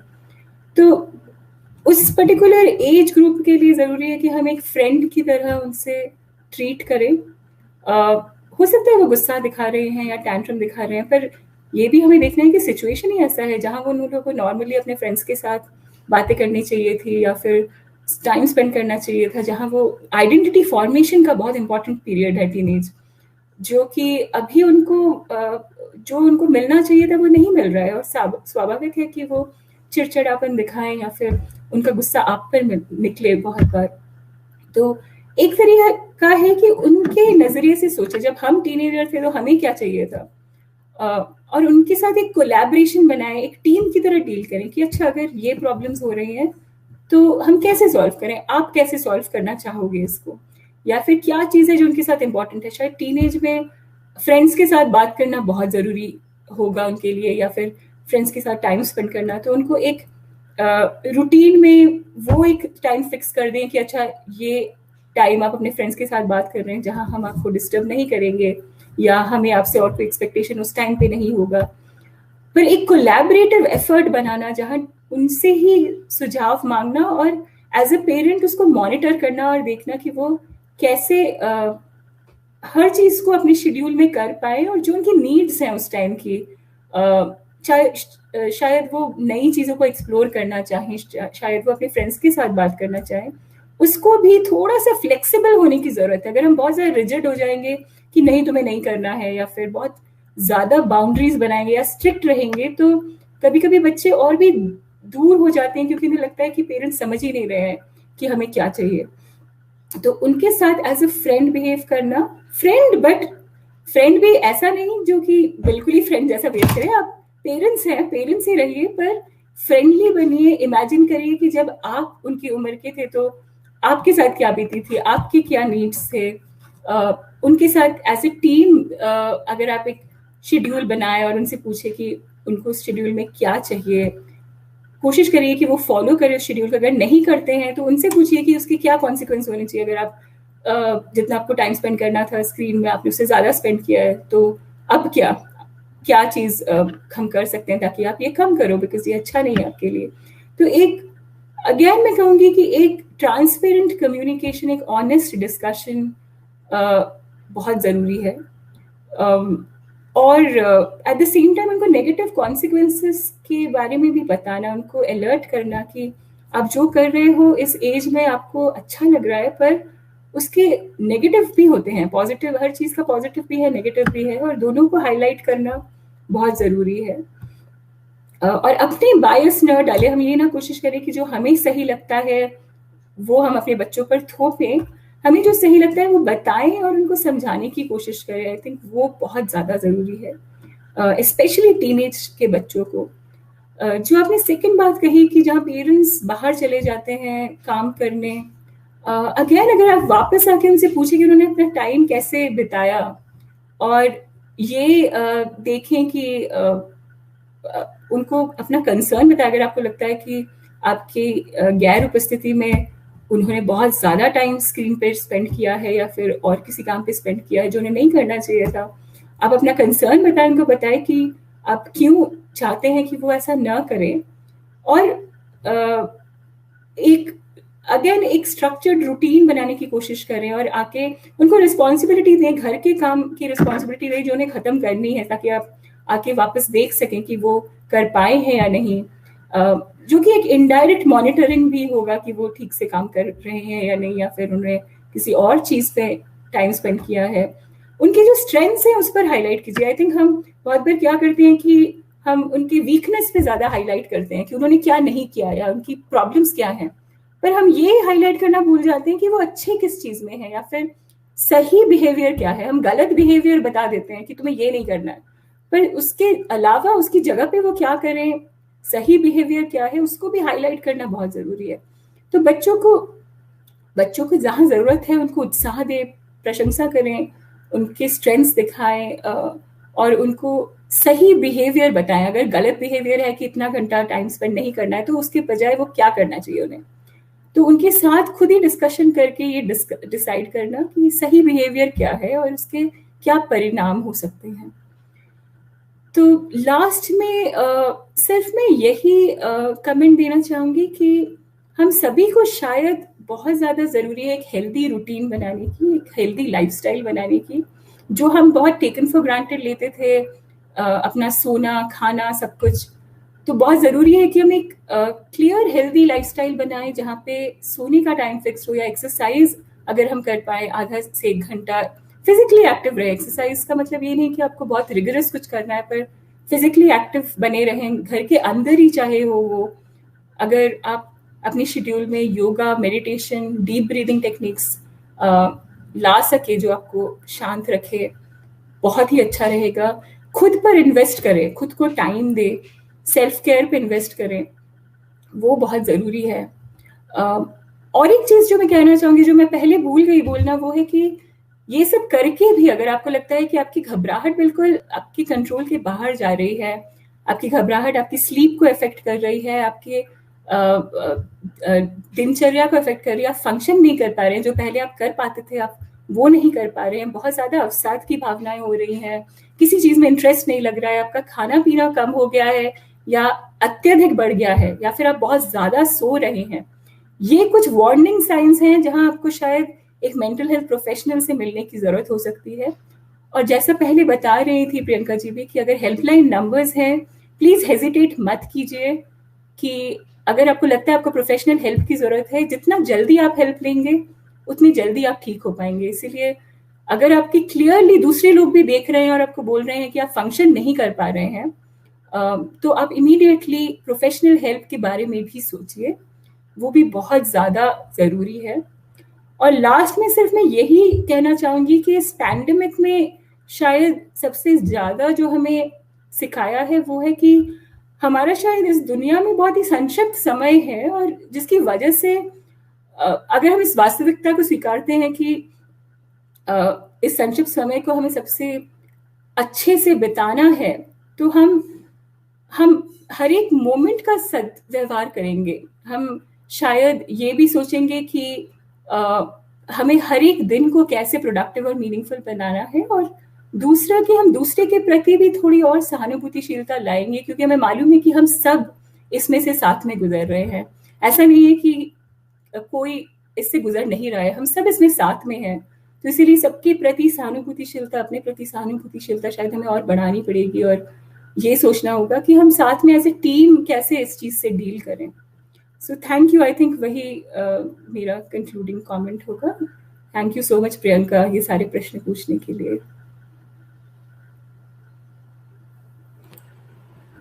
थैंक यू अनंदिता जी। जिस तरीके से आपने सारे प्रश्नों का जो उत्तर दिया है, आई होप कि जिन्होंने भी ये प्रश्न किए थे और अन्य साथियों को भी इससे एक डायरेक्शन मिली होगी, एक पर्सपेक्टिव मिला होगा कि हमें किस तरीके से समय का सामना करने की ज़रूरत है, कैसे बच्चों के साथ डील करने की ज़रूरत है, बहुत डिस्क्रिप्टिव वे में कि एज अप्रोप्रिएट कैसे हम अलग अलग एक्टिविटीज़ में या किस तरीके की चीज़ों में हम उनको इंगेज कर सकते हैं, उनकी मानसिक स्थिति को समझ सकते हैं। तो मुझे लगता है काफ़ी विस्तार से आपने इन चीज़ों को रख दिया है। तो आज की इस चर्चा के लिए मैं आपको बहुत ज़्यादा थैंक यू बोलना चाहूँगी, और आई होप कि शिक्षक साथियों ने जो चैट बॉक्स में सवाल रखे थे उसमें से कुछ सवाल हम ले पाए हैं, सभी तो नहीं ले पाए हैं लेकिन कुछ सवाल ज़रूर हम ले पाए हैं। अब मैं इस चर्चा को समेकित करने के लिए इनवाइट करना चाहूँगी मिस्टर शिवजी गौड़ सर को, जो कि IRSCRT के जॉइंट डायरेक्टर हैं। तो सर आके अपनी कुछ बातें हमारे बीच में रख सकते हैं और आज की इस चर्चा को कुछ कंक्लूड भी करें। Thank you. सबसे पहले तो डॉक्टर अनंदिता जी भट्टाचार्य मैडम को बहुत बहुत आभार कि बहुत ही सरल शब्दों में जितने प्रियंका जी ने क्वेश्चन रेज किए, हमारे राजस्थान के विभिन्न क्षेत्रों के शिक्षकों द्वारा जो क्वेश्चन आए उनका सही समाधान किया। बहुत बहुत आभार मैडम आपका। कुछ ऐसे छोटे छोटे क्वेश्चन मेरे मन में भी आया, अगर आप इसका उत्तर दें तो मुझे बहुत अच्छा लगेगा।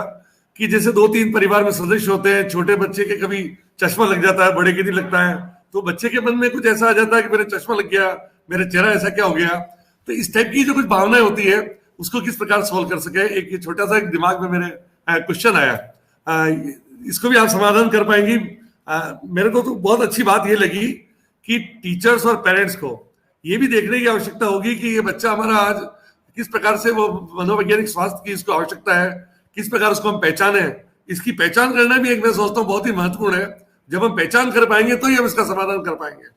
बहुत ही अच्छी आपने बात बताई कि बच्चों को एंगेज रखना चाहिए, बिजी रखना चाहिए, खान पान अच्छा होना चाहिए, योगा रखना चाहिए, उसको प्राणायाम करना चाहिए, उसकी क्या क्या एक्टिविटी होगी। ये काफी अच्छे ऐसे क्वेश्चंस आपने बच्चों के सामने रखे हैं और हमारे गुरुजनों ने जिन्होंने इसको ध्यानपूर्वक सुना है।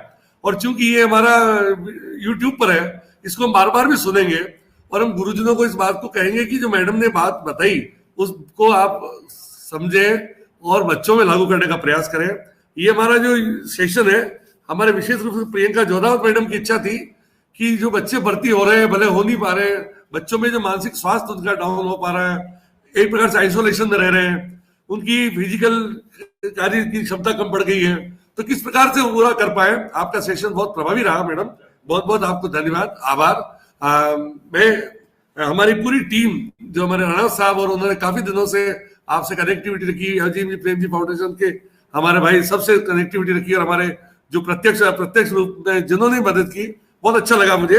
अब मैं यदि आभार की रस्म के लिए हमारे इस कार्यक्रम जो विभागाध्यक्ष आदरणीय संजय जी सेंगर, वो प्रभागाध्यक्ष है, हमारे जनसंख्या शिक्षा को देखते हैं, उनको मैं बताऊंगा और कहूंगा कि वो ये भी बताएगा हम जनसंख्या शिक्षा में अभी क्या क्या एक्टिविटी कर रहे हैं और आभार की रस्म अदा कर रहे हैं। आदरणीय संजय जी सेंगर। सभी को नमस्कार। आज का ये सेशन विश्व जनसंख्या दिवस जो कि एक्चुअली यस्टरडे रविवार को था, उस संदर्भ में रखा गया और मैं ऐसा समझता हूँ आज का विषय सकल विश्व के जनमानस को टच करने वाला था, उसको स्पर्श करके कहीं ना कहीं निकलता है। उस पर बहुत सुंदर जो जुगलबंदी थी आदरणीय अनिंदिता मैम की और प्रियंका राव मैम की, बहुत अच्छी रही। और अनिंदिता जी के साइकोलॉजी में जो दखल है, उनकी जो पैठ गहरी है, उसको आपने बहुत बखूबी यहाँ पर प्रतिबिंबित किया, बहुत अच्छा लगा। मैं चूंकि आभार के लिए मुझे यहाँ पे निर्देश दिए गए हैं, तो मैं सर्वप्रथम तो आभार प्रकट करना चाहूँगा आदरणीय संगीता बेनीवाल मैम का, जो कि हमारे राजस्थान राज्य बाल संरक्षण आयोग की अध्यक्षा हैं। आपने यहाँ पर फिजिकली उपस्थित न रहते हुए भी अपनी शुभाकांक्षाएं प्रेषित की। मैं आभार प्रकट करना चाहूँगा आदरणीय डॉक्टर रश्मि शर्मा एएसपीडी मैम का। मैं आभार प्रदर्शित करना चाहूँगा डॉक्टर नंदिता भट्टाचार्य मैम का और पूरी अजीम प्रेम जी की टीम का, जिन्होंने की काफ़ी अच्छी मेहनत के बाद इतना अच्छा प्रेजेंटेशन दिया।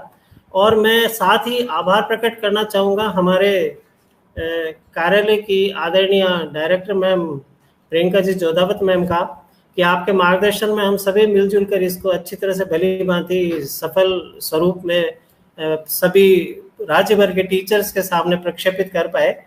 और मैं यहाँ पर मेरे प्रभाग की उन 2-3 लोगों का नाम भी लेना चाहूँगा, हालांकि RSCRT के लोग हैं हम सब, जिन्होंने इसमें बहुत ज़्यादा मेहनत की। सर्वप्रथम मैं नाम लेना चाहूँगा कमलेन जी राणावत जी का, लंबे अरसे से इससे जुड़े रहे, डॉक्टर आभा शर्मा का और मेरे सभी साथियों का, जिन्होंने इस कार्य में कंधे से कंधा मिलाकर योगदान दिया। और मुझे लगता है कि ये राजस्थान भर के शिक्षकों, विद्यार्थियों और अभिभावकों के लिए बहुत ज़्यादा फ्रूटफुल रहा होगा। सभी का बहुत बहुत आभार, धन्यवाद।